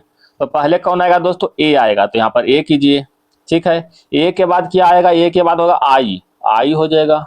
आई के बाद क्या होगा दोस्तों, देखिएगा आई के बाद जे हो जाएगा, जे के बाद आई जे हो गया, जे के बाद देखिएगा दोस्तों, जे के बाद एन आ रहा है, ठीक है, एन के बाद ओ आर आएगा, ओ के बाद आर आएगा, आर के बाद टी आएगा। देखिए तो कहता कितने अक्षर जो है स्थिति अपरिवर्तित रहेगा, तो कोई भी नहीं, ऑप्शन नंबर डी हो जाएगा। शून्य अक्षर की स्थिति अपरिवर्तित, सभी का बदल रहा है, कोई भी सेम टू सेम नहीं रह रहा है, ठीक है, शून्य हो जाएगा। इसमें भी सेम टू सेम है दोस्तों, इसमें क्या करना है, जैसे ऊपर बताया वैसे ही नीचे करना है अपना, यहाँ पर इसमें बैठा करके देख लिया करना है, ठीक है। इसका राइट आंसर क्या हो जाएगा 125 का, ऑप्शन नंबर सी हो जाएगा। सेम टू सेम है दोस्तों, इसलिए छोड़े हैं। कहता अलग विकल्प का चयन करना है, चयन कीजिएगा। यहाँ पर आप देख रहे हैं दोस्तों, W से S में जा रहा है, मतलब 19 19 और 4 23 प्लस में 4 हो रहा है। यहाँ देखिएगा दोस्तों 5 प्लस 4 9 हो रहा है, ठीक है। और 10 और प्लस 2 12 प्लस में 2 आ गया दोस्तों, लीजिए गलत हो गया, यहाँ पर ऑप्शन नंबर सी जो है अलग हो गया। यहाँ 14 प्लस 4 18 हो रहा है, ठीक है, तो option number C. Question number देखिएगा 127 की ओर, कहता विषम संख्या युग्म को ज्ञात करना है, ज्ञात कीजिएगा, ठीक है। देखिए दोस्तों, जी से एच में जा रहा है, कितना हो रहा है, जी से एच में प्लस में 1 बढ़ रहा है, ठीक है। एच से डी में जा रहा है, माइनस में 4 हो रहा है, ठीक है। 12 से 13 में जा रहा है, प्लस में 1, इधर माइनस में 4 हो रहा है, ठीक है। 19 से 20 में जा रहा है, प्लस में 1, इधर कितना हो रहा है, माइनस में 4 हो रहा है, माइनस में 4 दोस्तों, ठीक है। यहाँ पर देखिएगा प्लस में तो 1 हो रहा है, लेकिन यहाँ पर देखिए क्या हो रहा है दोस्तों, प्लस में फिर 1 हो रहा है, तो ऑप्शन नंबर डी हो जाएगा। फिर हो गया ना, सब में -4 हो रहा है, यहाँ पर +1 हो रहा है। क्वेश्चन नंबर 128 देखिएगा, यहाँ देखिए एक्स और बाई, एक्स में प्लस जोड़ेंगे तो बाई हो जाएगा। ई और एफ, ई के बाद एफ आ रहा है, एल के बाद एम आ रहा है, तो टी के बाद क्या होता है, यू होता है दोस्तों, यहाँ पर एस दिया हुआ, ऑप्शन नंबर डी हो जाएगा। क्वेश्चन नंबर 129 देखिएगा, सार्थक बैठाना है, तो सार्थक बैठा दीजिए। पहले क्या हो जाएगा, बुंद हो जाएगा, बुंद के बाद पोखर, पोखर के बाद तालाब, तालाब के बाद नदी, नदी के बाद महासागर, है कि नहीं। तो इसका राइट आंसर हो जाएगा ऑप्शन नंबर ए हो जाएगा। कहता यदि शब्द टाइम के प्रत्येक अक्षर को अंग्रेजी वर्णमाला के अनुसार वर्ण क्रम में व्यवस्थित करना, तो कितने अक्षर ऊपर बताएं दोस्तों, सेम टू सेम है, ठीक है, इसमें हमें तक करने की आवश्यकता नहीं है, ऑप्शन नंबर ए हो जाएगा, ठीक है, सेम टू सेम बताएं ऊपर में, कोई चेंज नहीं। अच्छा, ये तो डिक्शनरी है दोस्तों, क्या कहते हैं इसके बारे में, आइए दोस्तों देख डिक्शनरी देखते हैं। इसमें भी यहाँ पर दिया हुआ IN तो सब में दिया हुआ दोस्तों, IN है ना, यहाँ पर U दिया हुआ, यहाँ पर D दिया हुआ, तो पहले D वाला हो जाएगा। यहाँ पर D दिया हुआ दोस्तों, यहाँ पर देखिए D है, यहाँ पर देखिए और नहीं, पहले तो D, यानी ऑप्शन नंबर क्या 3 हो जाएगा, सबसे पहले हो जाएगा। तो 3 वाला 2 ही को है ये दोस्तों, C और D, ठीक है। तो 3 हो गया, 3 हो गया, यहाँ पर 1 1 मिल रहा है दोस्तों, 1 भी खत्म हो गया। 5 5 मिल रहा है, 5 भी खत्म हो गया। 4 4 मिल रहा है, 4 भी खत्म हो गया। 2 और 6 देखिए यहाँ तक खा रहा है, तो 2 और 6 मिला लीजिए कौन होगा, तो INVI यहाँ पर D दिया हुआ है, यहाँ पर जो है N दिया हुआ है, ठीक है। कौन होगा पहले, तब पहले B हो जाएगा, ठीक है। तो option number C is right answer हो जाएगा, ठीक है। कितने चतुर्भुज हैं, इसमें क्या करना है दोस्तों, इसका राइट आंसर क्या हो जाएगा, ऑप्शन नंबर D हो जाएगा। काउंटिंग कीजिएगा। इसमें क्या कर रहा है दोस्तों, ठीक है, सबका जो है मान दर्शाया हुआ, जैसे पंचभुज है ये स्नातक है, षष्ठभुज है पुलिस अधिकारी है, वीर्त है महिला है, ठीक है। ये जो है आप देख रहे हैं वर्ग है भारतीय है। तो इसमें कर रहा है दोस्तों, क्या कर रहा है देखिएगा, कहता कितने भारतीय पुलिस अधिकारी स्नातक है लेकिन महिला नहीं है। ध्यान दीजिएगा, महिला नहीं है मतलब इतना तो पहले छट गया दोस्तों, महिला नहीं है, इतना तक कैंसिल हो गया, समझ गए ना। पुलिस अधिकारी है, तो पुलिस अधिकारी दोस्तों, पुलिस अधिकारी, अब मेरे पास कितना बच गया दोस्तों, मेरे पास बच गया यहाँ पर देखिए इतना ही बच गया, ठीक है, इतना बच गया। 1 2 3 गो में, समझ गए। पुलिस अधिकारी जो क्या स्नातक है, स्नातक किसमें दोस्तों, स्नातक देखिए इसमें स्नातक आ रहा है, ठीक है, स्नातक इसमें आ रहा है, यानी 11, ऑप्शन नंबर 1, ठीक है। क्वेश्चन नंबर बढ़ते हैं दोस्तों 34 की ओर। 34 देखिएगा, इसमें क्या कर रहा है दोस्तों, गुना में 2 कर रहा है, माइनस में 1 कर रहा है, ठीक है। तो यहां भी कीजिएगा 13, अबरी गुना में 3 कर देगा, ठीक है, अब माइनस में 2 करेगा, समझ गए बात को। तो 13 तिया 39, और 39 में से 2 गया, 39 में 2 गया 37, अबरी कितना करेगा, गुना में 4 करेगा, माइनस में 3 करेगा, तो गुना में 4 कीजिएगा, तो 7 चौका 28 हो जाएगा। देखिए 28 यूनिट निकल गया, 8 में से 3 गया 5, देखिए 5 यहाँ पर है, देखिए तो 5 है दोस्तों, मतलब सीरीज बिल्कुल सही जा रहा है, ठीक है। तो ऑप्शन नंबर डी हो जाएगा। अगला हो जाएगा गुना में 5 माइनस में 4 हो जाएगा, ठीक है। Question number 135। 135 में क्या कर रहा है दोस्तों, इसमें कुछ दिया हुआ है दोस्तों, अंतर देखिएगा क्या है, 62 5 67 67, इधर कितना हो रहा है दोस्तों देखिएगा, माइनस में 9 माइनस में 5, इधर देखिएगा दोस्तों कितना हो रहा है, माइनस में 17 हो रहा है ना, और आगे देखते हैं तो माइनस में 25 हो रहा है, ठीक है। अगर आगे देखते हैं तो 5 और 4 9 और 9 8 17 और 17 8 25, यहाँ 8 8 2 आ रहा है दोस्तों, मतलब ये तो इस तरीका जो है नीचे वाला गलत हो रहा है, ठीक है, समझ गए। इसमें क्या किया गया दोस्तों, अंतर तो ठीक है दोस्तों, इसमें क्या 2 के स्क्वायर किया गया, ठीक है, माइनस में 2 का स्क्वायर किया गया है, ठीक है, और माइनस में 1 घटाया गया है, ठीक है। 2 के स्क्वायर माइनस में 1, आगे माइनस लगा दोस्तों, ठीक है, आगे माइनस तो है ही है, समझ गए। तो 5, तो माइनस में इधर 2 के स्क्वायर किया हुआ है, ठीक है, और माइनस में 1 कर दिया गया है, समझ गए। तो 2 के स्क्वायर कितना होगा दोस्तों, 2 के स्क्वायर 4, तो -4 -1 कितना हो जाएगा, -5। यहाँ पर देखिए दोस्तों 3 के स्क्वायर किया गया दोस्तों, ठीक है, माइनस में इधर माइनस में 3 के स्क्वायर किया गया है, समझ गए बात को। अगला में क्या है, 4 के स्क्वायर किया गया माइनस में 4 के स्क्वायर, ठीक है, माइनस में 1 कर दिया गया है, ठीक है। अब अगला में जो 5 के स्क्वायर किया गया है माइनस में, समझ गए बात को। यानी एक जो है 5 के स्क्वायर, 4 के स्क्वायर, 3 के स्क्वायर, 2 के स्क्वायर, तो अगला क्या होगा दोस्तों, 1 के स्क्वायर। तो 1 के स्क्वायर करेंगे तो कितना होगा दोस्तों, 1, यानी 62 में से 1 घटाएंगे तो 61 हो जाएगा, option number C is right answer, ठीक है। क्वेश्चन नंबर बढ़ते हैं दोस्तों 136 की ओर। थोड़ा सा रीजनिंग थोड़ा हार्ड लेवल का है दोस्तों, इसलिए इसको जरूर देखिएगा, ठीक है। जो देख रहे हैं डेली सीरीज में आप जरूर देखिएगा, रीजनिंग थोड़ा सा लेवल बहुत ही अच्छा है। इसमें क्या करना है दोस्तों, 10 और +4 हो रहा है दोस्तों, ठीक है, प्लस में 4 हो रहा है, समझ गए बात को। यहाँ पर देखिए 31 प्लस में 4 हो रहा है, यहाँ पर देखिए यहाँ भी 4 हो रहा है, समझ गए। यहाँ पर देखिए क्या हो रहा है दोस्तों, 14 से 31 में जा रहा है, 14 से 31 में जाने का अर्थ है दोस्तों, 14 से 31 में जाने का अर्थ है प्लस में 17 जुट रहा है कि नहीं। 35 से 73 में जाने का अर्थ है दोस्तों, 35 से 73 में जाने का अर्थ है कि यहाँ पर जो है 38 जुट रहा है, कितना जुट रहा है, 38 जुट रहा है, समझ गए बात को। तो यहाँ पर 17 हो गया, यहाँ पर 38 हो गया, ठीक है। तो अगला कितना होगा, अच्छा यहाँ पर आप गौर कर रहे हैं दोस्तों 17, ठीक है, 17 यहाँ पर है। और इसमें अगर 4 जोड़िएगा, ये वाला 4 जोड़िएगा तो 17 4 कितना होता है 21। और 17 में अगर 21 जोड़ते हैं तो कितना आ रहा है दोस्तों, देखे तो 38 आ रहा है। ठीक है, 38 आ रहा है ना, यही 38 दिया हुआ है। अब 38 में फिर ये 4 जोड़िएगा तो 38 4 42, और 38 में पुनः 42 जोड़िएगा, कितना हो जाएगा 8 2 10, 4 3 7 1 8, यानी 80 आ जाएगा। तो यहाँ पर 80 इसमें जोड़ दीजिए, तो 80 जोड़ने पर क्या हो जाएगा, देखिए तो 7 हो जाएगा, 8 7 15 हो जाएगा, 157। ऑप्शन नंबर सी हो जाएगा। क्वेश्चन नंबर आगे बढ़े दोस्तों, 137 कहता कुछ समुच्चय दिया गया है दोस्तों, देखिएगा इसमें क्वेश्चन नंबर देखिए 137। इसमें क्या क्या दोस्तों, इसमें दोनों के जोड़ा है साइड वाला को, देखिए तो 21 प्लस 9 कितना होगा दोस्तों 30, 30 बाई 2 कर देंगे तो 15 हो जाएगा। 43 प्लस 31 कितना हो जाएगा दोस्तों, 43 प्लस 31 74 हो जाएगा, बाई 2 कर देंगे तो 37 आ जाएगा। तो इसमें भी चेक कर लीजिए, तो इसमें 77 प्लस 65 कीजिए, कितना होगा दोस्तों 7 5 12, ठीक है, और 7 6 13 1 14, अब बाई 2 कीजिए कितना 71 आ जाएगा। Option number C is right answer हो जाएगा। क्वेश्चन नंबर आप 138 बना लीजिएगा दोस्तों, क्योंकि ऊपर जो ऐसा क्वेश्चन हम बता चुके हैं, तो इसका ऑप्शन नंबर ए हो जाएगा। ठीक है, बना लीजिएगा। क्वेश्चन नंबर 39 देखिएगा, ठीक है, आशा करते हैं भी आप बना लीजिएगा दोस्तों। कहता है कुछ चूड़ियां कंगन है, कुछ चूड़ियां जो है, चूड़ियां के कुछ भाग क्या है दोस्तों, कंगन है, कंगन है। कहता सभी चैन अंगूठियां हैं, सभी चैन, सभी चैन जो है, चूड़ी लिख देते हैं दोस्तों, कंगन कहीं कुछ और न समझ जाइएगा। ठीक है, कहता है सभी चैन जो है अंगूठी के अंतर्गत है, अंगूठी के अंतर्गत है, समझ गए। कहता है कुछ कंगन चैन है, कुछ कंगन जो है चैन है, कुछ कंगन जो है चैन है, कुछ कंगन क्या है दोस्तों, चैन है। और सभी जो है, यहाँ पर थोड़ा सा मिस्टेक किया हो दोस्तों, इसको हटाइए। और इसमें कह रहा था कि सभी चैन जो है अंगूठी के अंतर्गत है, सभी चैन देखिए लिखा हुआ है, सभी चैन अंगूठी है, सभी चैन अंगूठी के अंतर्गत है। ठीक है, अंगूठी के अंतर्गत सब चैन हो गया, समझ गए बात को।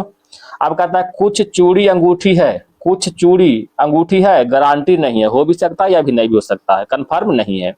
कुछ चैन चूड़ी है, कुछ चैन चूड़ी है, गारंटी नहीं है। ठीक है, कुछ अंगूठी कंगन है, कुछ अंगूठी जो है कंगन है, बिल्कुल कंगन है। ऑप्शन नंबर 3 ए सही हो गया, यानी ऑप्शन नंबर क्या होगा दोस्तों, ए। ठीक है, निष्कर्ष नंबर 3 सही है, मतलब option number A. Question number 140 देखिए दोस्तों, दर्पण पर तिम निकाले कहता है। ठीक है, दर्पण पर मतलब इधर जो है दर्पण रखा हुआ है। ठीक है, तो इधर दर्पण रखेंगे दोस्तों, तो काला वाला पार्ट इधर आ जाएगा, तो काला वाला पार्ट इधर कहाँ, एक इसमें है, बाकी तो कहीं है ही नहीं दोस्तों, तो ये बी हो जाएगा, ऑप्शन नंबर बी। ठीक है, क्वेश्चन नंबर देखिए 141 की ओर, इसको आप बना लीजिएगा दोस्तों, बड़ा भारी नहीं है, इसका ऑप्शन नंबर क्या हो जाएगा दोस्तों, बी हो जाएगा। ठीक है, क्वेश्चन नंबर 140 विषम की ओर, तो इसमें भी कुछ ऐसा कुछ है नहीं दोस्तों। देख काला वाला पार्ट जो है सब ऊपर दिया हुआ, सब में काला वाला पार्ट ऊपर है, सब इसमें भी दिया हुआ है, इसमें भी दिया हुआ है। ठीक है, इसमें देख काला वाला पार्ट नीचे हो गया, तो ऑप्शन नंबर 3 हो जाएगा। क्वेश्चन नंबर 143 है दोस्तों, कहता है इसको पूरा करना, कौन सा आकृति भर आएगा। ठीक है, आप यहाँ देख रहे हैं दोस्तों, इसको आप कैसे देखिएगा, आप यहाँ देखिए हम बनाते हैं इसको, है इसको यहाँ देखिएगा, देख रहे हैं आप इसको। ठीक है, और यहाँ पर देखिए इस तरह से क्या हुआ है। ठीक है, इसमें देखिएगा दोस्तों, इसमें देखते हैं, इसमें देखिए एक छूटा हुआ है दोस्तों ये। ठीक है, हमको एक भाग यही छूटा हुआ है, समझ गए। एक भाग वाला कहाँ है देखिए, तो इसको भरने के लिए कौन सा हो जाएगा, ऑप्शन नंबर ए हो जाएगा। ठीक है, ऑप्शन नंबर डी हो जाएगा, एक भाग भरने के लिए। क्वेश्चन नंबर देखिए दोस्तों 144, 144 में क्या है दोस्तों, यह आकृति को अच्छी करना है। ठीक है, इसको तो मोड़ा हुआ है, आशा करते हैं सब बन जाएगा। ठीक है, इसको जो है पहले मोड़ के इधर लाया गया, फिर इसको मोड़ के इधर लाया गया, फिर इसको फिर अगेन इधर मोड़ा है, अब इसमें कट लगा दिया है। तो कट के इसको खोलेंगे इधर करेंगे दोस्तों, तो यहाँ पर जो है इस तरह से बन जाएगा, है ना, या देखिए इस तरह से बन जाएगा।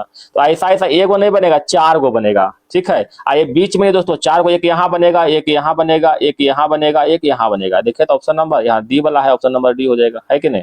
क्वेश्चन नंबर देखिए 145।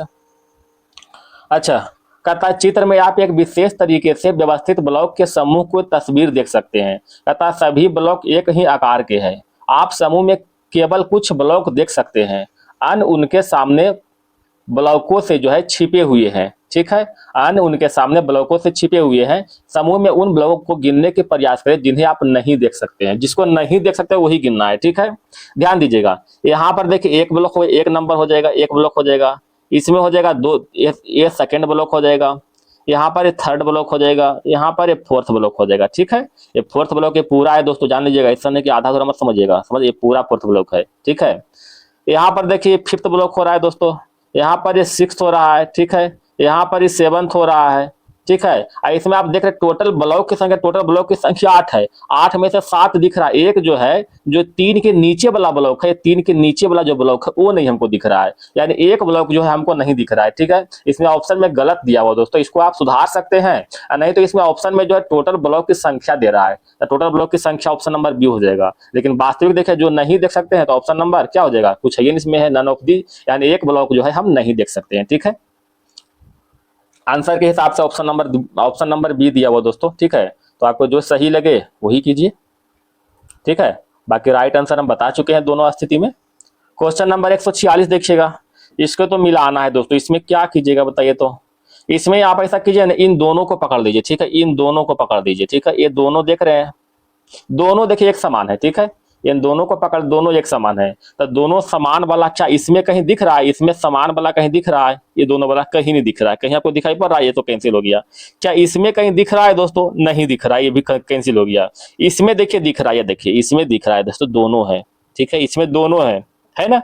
क्या इसमें दिख रहा है दोस्तों, इसमें कहीं दिख रहा है, इसमें दिख रहा है, लेकिन इसमें थोड़ा सा अंतर, इसमें इस ब्लॉक में देखिए थोड़ा सा अंतर किया हुआ है। ठीक है, तो इन दोनों में और भी देख सकते हैं, इसमें देखिए 1 2 3 4 गो ट्रायंगल बराबर है, क्या इसमें 4 गो ट्रायंगल बराबर कहीं दिख रहा है, तो नहीं दिख रहा है, ये तो गलत हो जाएगा।